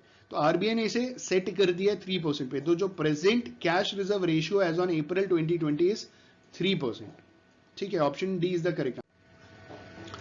हमारा अगला क्वेश्चन, क्वेश्चन नंबर 396 और क्वेश्चन है हमारा पॉपुलेशन पर bank office at present is. प्रत्येक बैंक ऑफिस का जो पॉपुलेशन है ना, कितने मतलब कितने लोगों के ऊपर एक बैंक का ऑफिस है, वो आपको बताना है। इट इज 5000 लोगों पे एक बैंक का ऑफिस है। और ये बात हो रही है 2020 के हिसाब से, इन द ईयर 2020, एकदम लेटेस्ट डेटा है, मैंने क्वेश्चन में मेंशन नहीं किया, लेकिन मैं आपको बता रहा हूं, ये एकदम लेटेस्ट डेटा है अप्रैल 2020 के हिसाब से। कितने लोगों के ऊपर एक बैंक का ऑफिस है। पहला ऑप्शन 5000 लोगों के ऊपर है, दूसरा ऑप्शन 55000 लोगों के ऊपर है, तीसरा ऑप्शन 16000 लोगों के ऊपर है और चौथा ऑप्शन 28000 लोगों के ऊपर एक बैंक का ऑफिस है। इस क्वेश्चन का सही आंसर है ऑप्शन सी 16000। पॉपुलेशन पर bank office at present is 16000, 16000 लोगों के ऊपर एक बैंक का ऑफिस है। Option C is the correct answer. हमारा अगला क्वेश्चन, क्वेश्चन नंबर 397, क्वेश्चन है हमारा the highest deposit mobilisation is in as on April 2020। जो बैंक में डिपॉजिट किया जाता है ना पैसा, उसका सबसे ज्यादा मोबिलाइजेशन किस जगह पे है एज ऑन अप्रैल 2020, आपको बताना है। और ये ईयरली हो सकता है चेंज हो या 2 साल में चेंज हो। अगर आप ये वीडियो आज से 1 साल के बाद देख रहे होंगे इन द ईयर 2021 या 2022, तो हो सकता है ये डेटा सेम रहे, लेकिन 2023 में हो सकता है कि ये चेंज हो जाए, तो आपको ये चीज चेक करनी पड़ेगी एक बार, या तब तक मैं और भी वीडियोज डाल करके इसको अपडेट कर दूंगा। प्रेजेंटली आपको ये जानना जरूरी है कि जो हाईएस्ट डिपॉजिट मोबिलाइजेशन है एज ऑन अप्रैल 2020 वो किस स्टेट में सबसे ज्यादा है।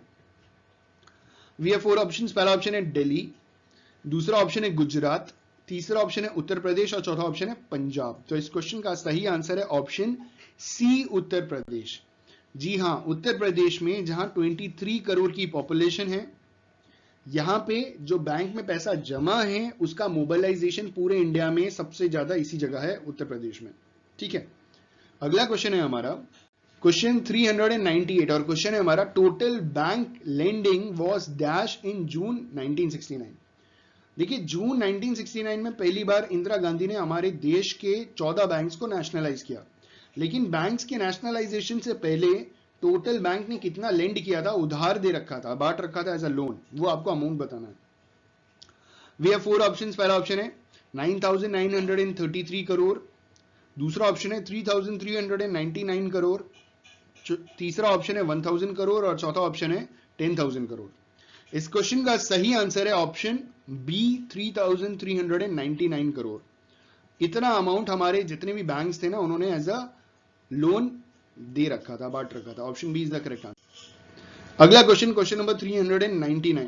क्वेश्चन है हमारा dash means integrating the domestic economy with the world. इनमें से किसका मतलब यह होता है कि डोमेस्टिक इकोनॉमी को वर्ल्ड की इकोनॉमी के साथ इंटीग्रेट करना। We have 4 options. पहला ऑप्शन है डिसइन्वेस्टमेंट, दूसरा ऑप्शन लिबरलाइजेशन, तीसरा ऑप्शन प्राइवेटाइजेशन, चौथा ऑप्शन ग्लोबलाइजेशन। तो इस क्वेश्चन का सही आंसर आपको मालूम है ना, globalisation means integrating the domestic economy with the world's economy. Option D is the correct answer.